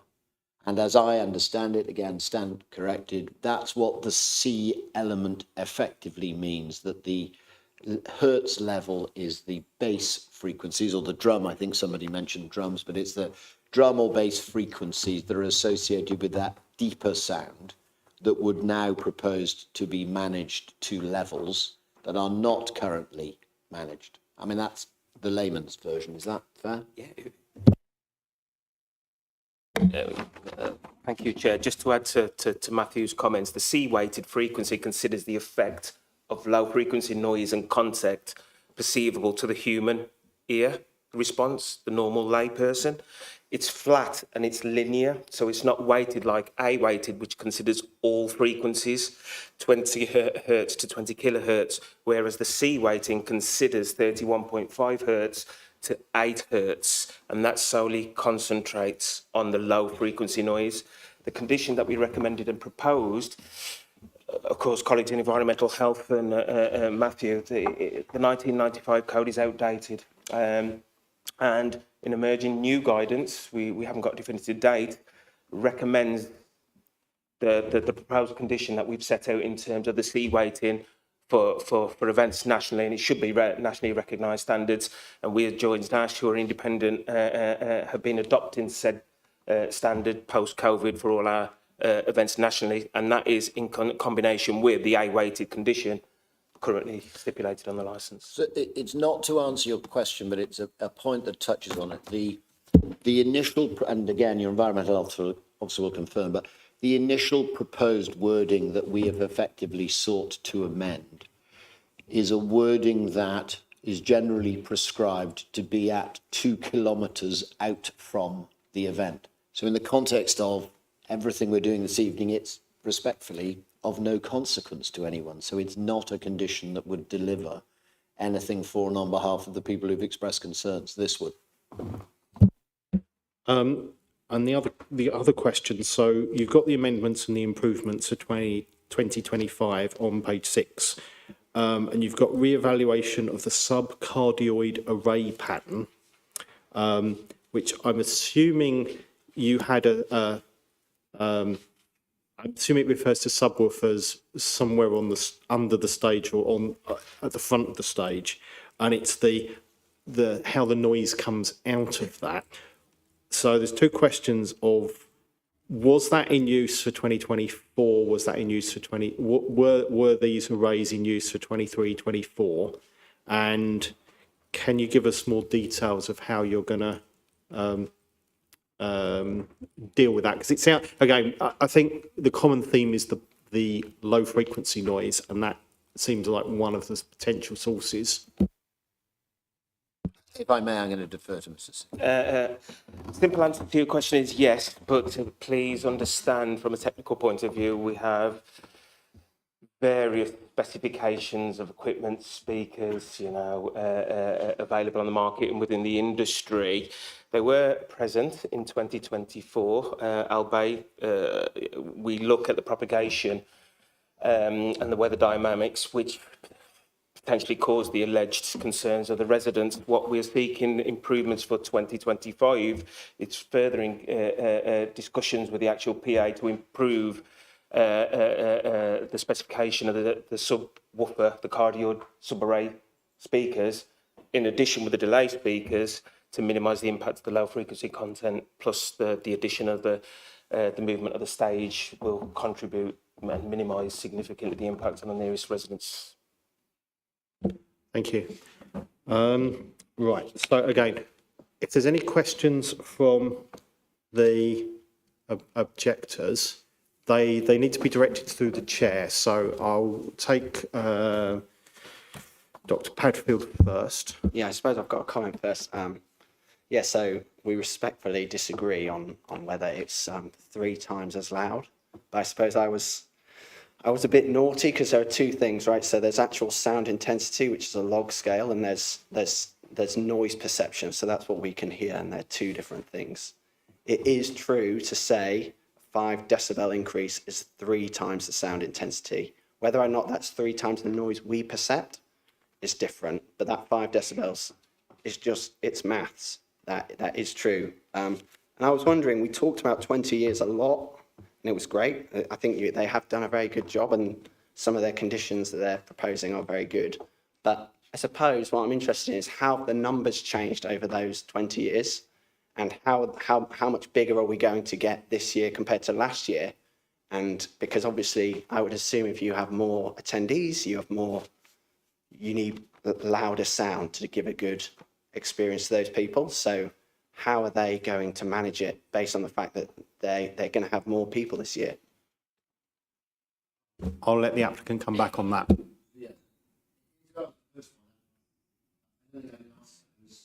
Sorry. Oh yeah, sorry.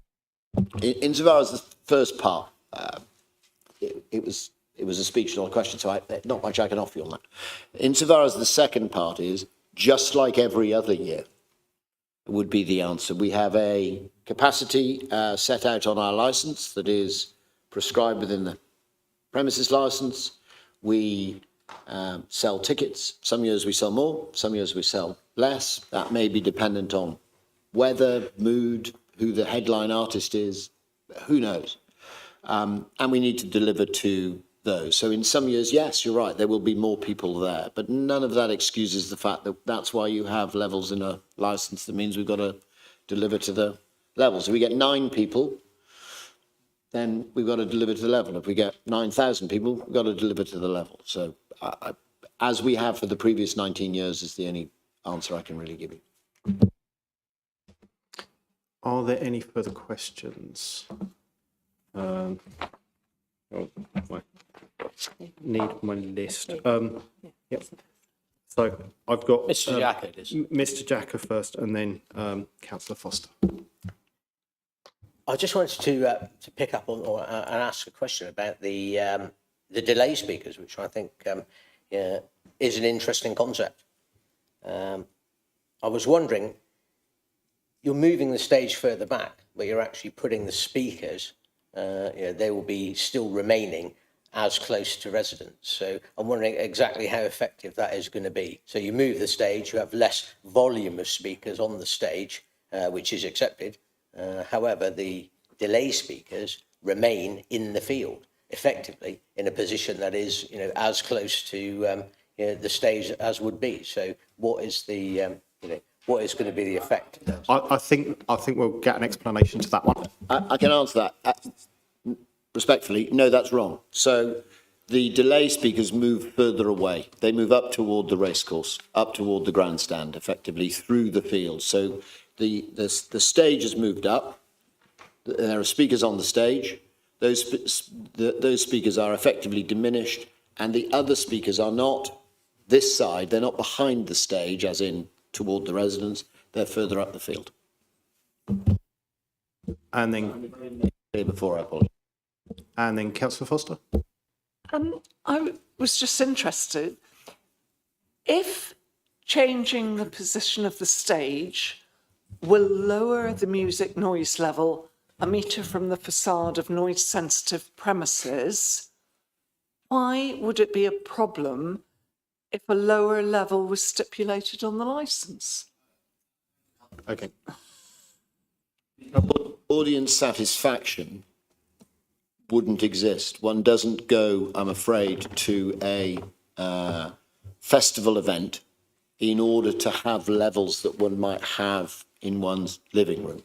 And so there is a balance, and it is a balance. It's a respectful balance, but there is an audience satisfaction balance that sound needs to be delivered such that someone is at a concert will enjoy the concert. If people don't enjoy the event, they don't come. If they don't come, we go out of business. Yep. Sorry, but I wasn't talking about... Sorry, could you direct the question through the chair, please? Because there's no cross-examination. I'm sorry, Chair. I wasn't talking about the noise level for the festival goers. I'm talking about the noise level at the facade of the residents' premises. Through you, Chair, but because the two are inextricably linked, and there's no point pretending otherwise.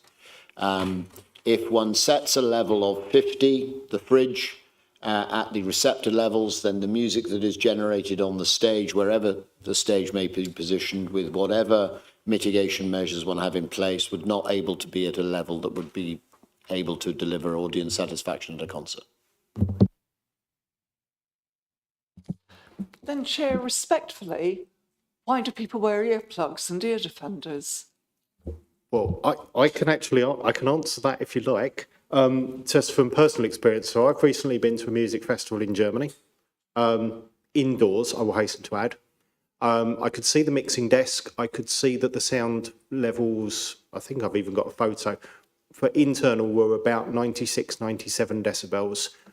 They were clearly being measured over an average because they weren't changing as the music. I've got the ear defenders that I wore. They're still in my bag from when I travelled.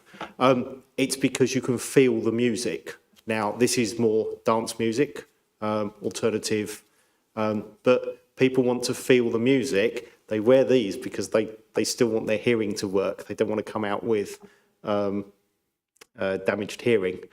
The music event was in Germany. It's actually a lot more common to see people over there wearing earplugs.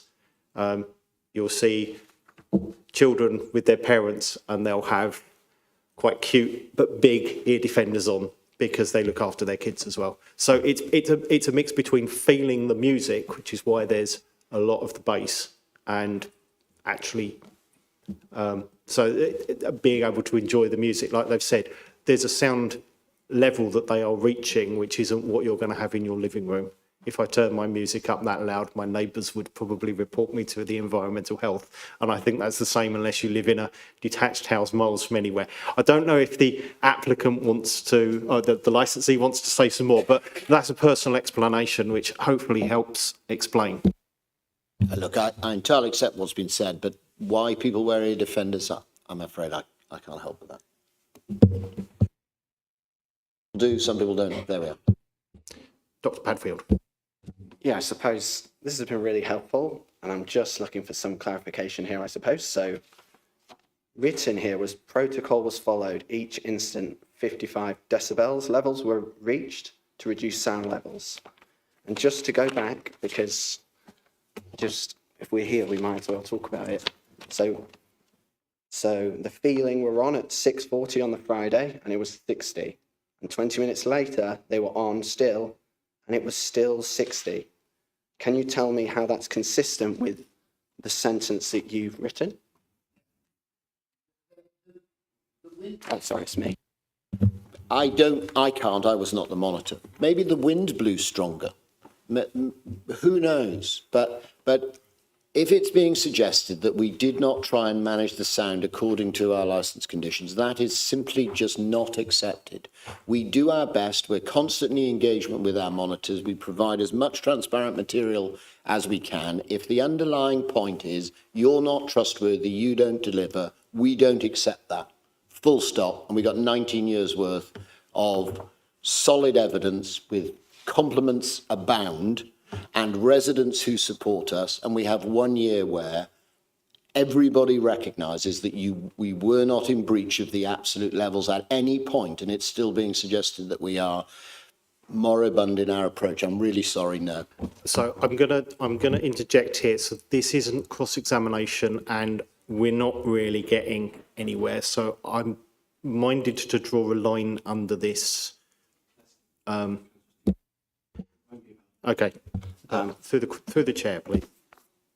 Yes, so in the noise management plan of 2025, in Appendix C, there's an indicative noise response chart.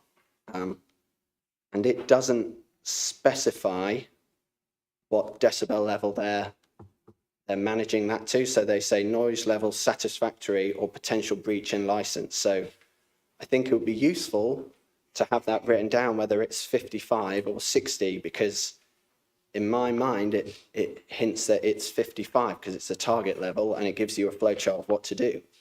But right now, it's unclear which one they're doing. And then essentially at some point in the bottom right box, after you go through all of these things, if the soil level's still really bad, you've got 3 options, which is allow situation to continue, issue sound engineers, site managers to further instructions, or you close the sound site. So I assume it's, actually, I don't know. I think a condition should be that, well, it would make sense to put a level of decibels on that to specify what that flow chart is doing. That's all I've got. I think it's worth the licensee explaining that, but how that's interpreted, that flowchart, if that's helpful. I mean, forgive me for this, it's a slightly sharp answer, but the licence is entitled to be reviewed by the applicant, not the noise management plan. Noise management plan has to be approved by environmental health. I said very clearly at the start, we've tried to produce a draft in order that we've got some transparency. We're a bit of a way out from the event. Environmental health will confirm that they've not approved it yet. There's an exchange, there'll be suggested improvements, points are noted, and I'm sure it'll be taken forward. But just this level of granular detail. Okay, well, you know the point I'm going to make, I'll stop. So before we move on, I just need to ask our environmental health officers, are you happy with the wording of the proposed condition? Do you have any comments on that? Yeah, thank you. The proposed condition does seem to be in accordance with emerging guidance. If the emerging guidance ever does actually emerge and it says anything significantly different, particularly if it says anything that is significantly more restrictive, and it might be necessary for us to review or at least agree a change when that comes out. But it does seem to be an appropriate limit according to what we know and what we see in our crystal ball for what's coming up.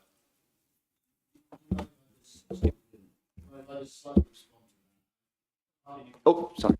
Half facetiously, but I am acting on behalf of the licence holder, and I'd be remiss of me not to make the point. Entirely respected that the point is that if the guidance, when it is finally crystallised, is significantly more restrictive, that we will need to take cognizance of that, and you will probably write, I don't think you'll need to review our licence, you'll probably write to us and speak to it. I might say, and if it's significantly less restrictive, then we might have to have a conversation about that as well. We are operating to 60, where the only national guidance, old though it may be, says it should be 65. And we're not making an application to vary our licence to put the dB levels up by 5, but on national guidance we should, so. Thanks. Through the chair, but we... In respect to the very old guidance, the guidance, old as it is and defunct as it is and revoked as it is, if respectfully you're going to refer to it a lot, it actually states that if you have more than 3 days of music at a site, which the racecourse does, it has multiple events, then the base level is not recommended to be 65 from that thing 30 years ago. Respectfully, it's meant to be 15 above ambient, and that's... And I think from our point of view as a committee, we've got old guidance, we've got to balance stuff, but I will let the licensee come back. Well, if the proposal is that for the other events, they have a 15 over dB level imposed on them, that's the matter for another review on a different day. We deal with each application on its individual merits today. We've got levels. There's nothing wrong with the levels. So before we move to everybody having their final comments, I was just going to allow the committee to say a few words. We will make our decision. We will adjourn to make our decision. But if there's anything committee members wanted to say, just to sort of give those present an idea of your thinking, then you're obviously welcome to do that. Councillor Wheeler. Yes, it was more a question now. It might be my ignorance. I might have misheard, or as I say, it might be my ignorance of the science. The applicant was talking about an amendment, and I'm sure he put in a number of up to something like 90 decibels. Now, I might have got that wrong. He may have got it wrong, or I might just have misunderstood the science behind it. But I used to work in an atmosphere of 90 decibels. I wore hearing protection from day one, and I'm still suffering with tinnitus now of that. So, which is it? Have I got it wrong? Did I mishear, or what? I think it's worth getting an explanation from the... The reference to 90 is in respect of the low frequency only. There is no change to the overarching decibel levels. So we're not, in simple form, we're not talking about the same 90 or the same dB.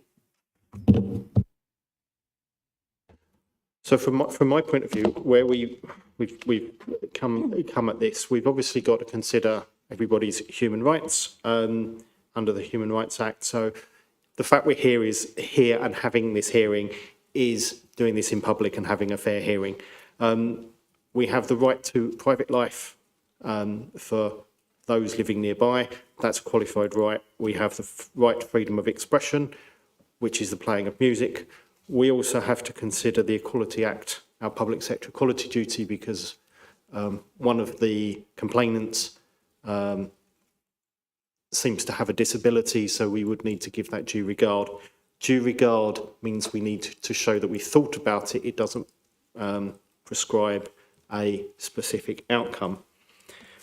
We've got quite a complicated condition offered by the licensee, which our independent environmental health experts suggest is likely to make a positive impact. It's a sensible condition, and as members, we're not experts on that, so we really rely on those working for the council. And I think it's understanding how the different filters, the different weightings of the 90 dB versus the 60 and how that works. If you refer back to the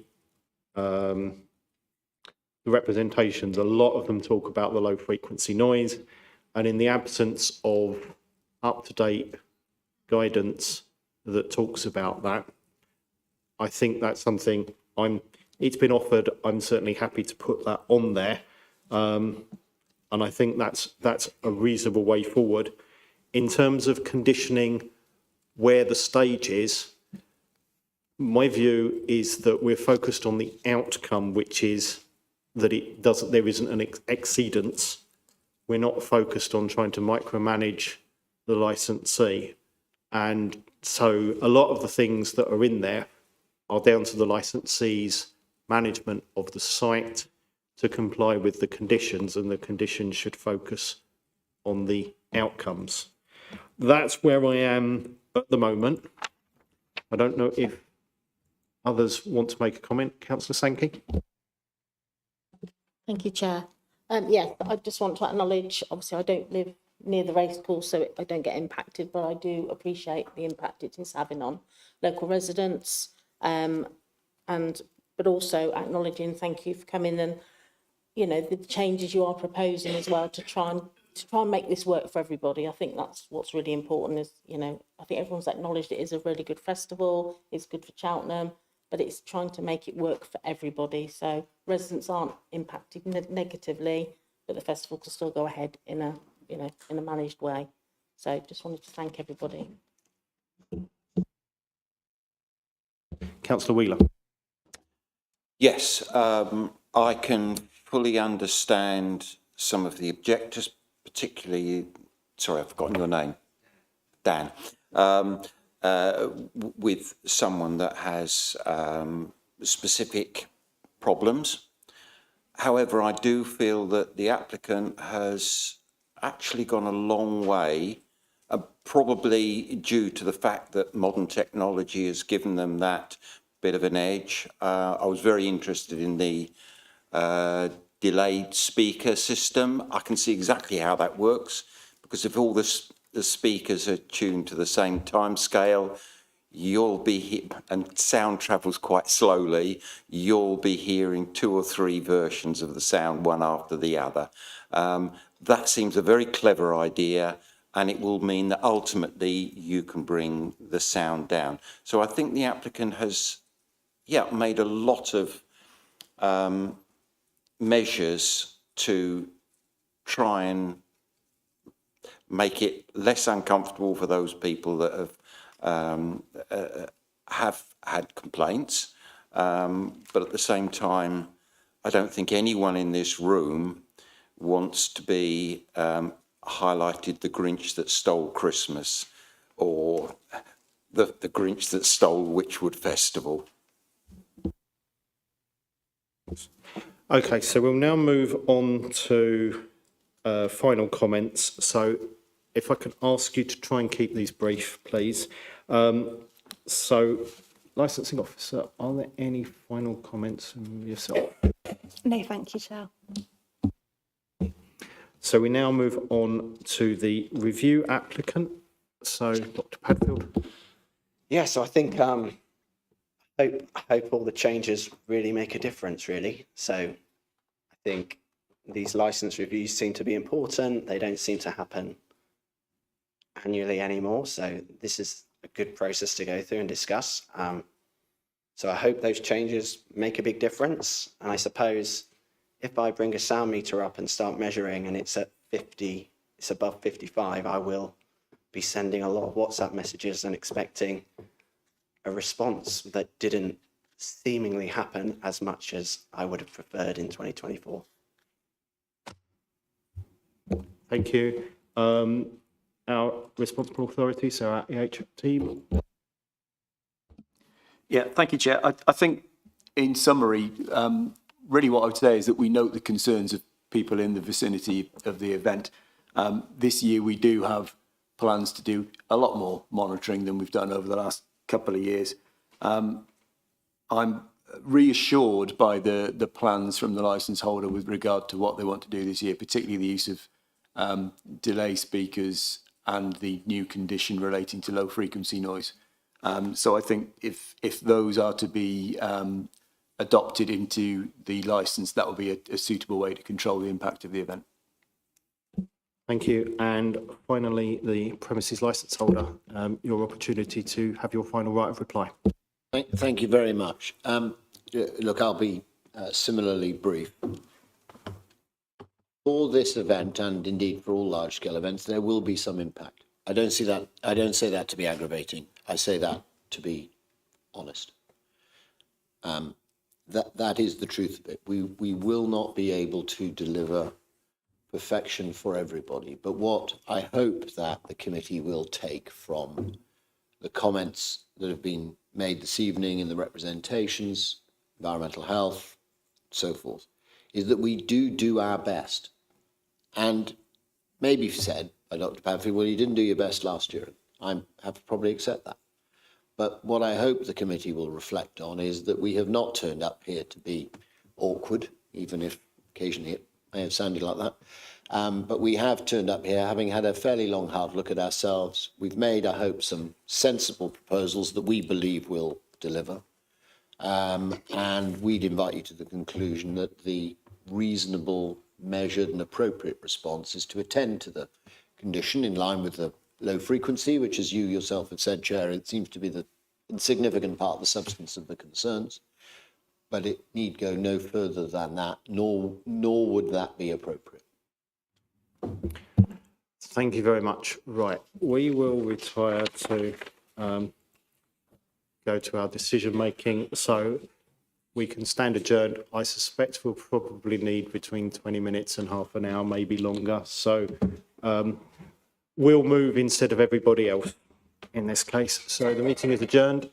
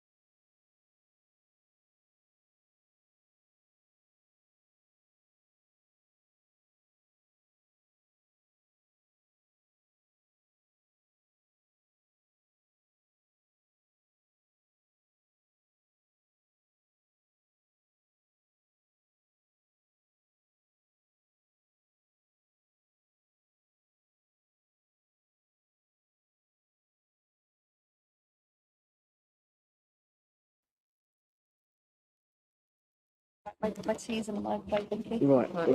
Barbara says decision. Decision. Okay. Right. That took a little bit longer than we'd anticipated. So for anyone watching on the webcast, apologies. So I now need to read out our decision. I'm just check that we've got everybody in the room. Okay. So bear with me a second. So at the hearing, the subcommittee heard from the applicant for review, environmental health, and the representative from the premises for the premises licence holder. The review of the licence was requested by another person under the public nuisance licensing objective. Save for environmental health, no representations were received from any other responsible authorities. All relevant written submissions have been considered. Legal matters. The subcommittee had due regard to the Human Rights Act, the Public Sector Equality Duty, the provisions of the Licensing Act 2003, which confirms the power of the licensing authority to deal with the application, the obligation to promote the 4 licensing objectives, the relevant sections of the Council's Statement of Licensing Policy and statutory guidance.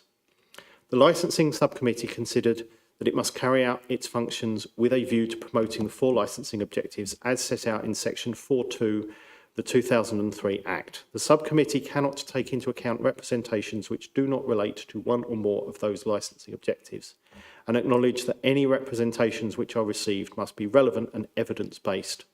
The screenshots provided in the evidence were not from calibrated devices, and therefore the subcommittee could not take these into account.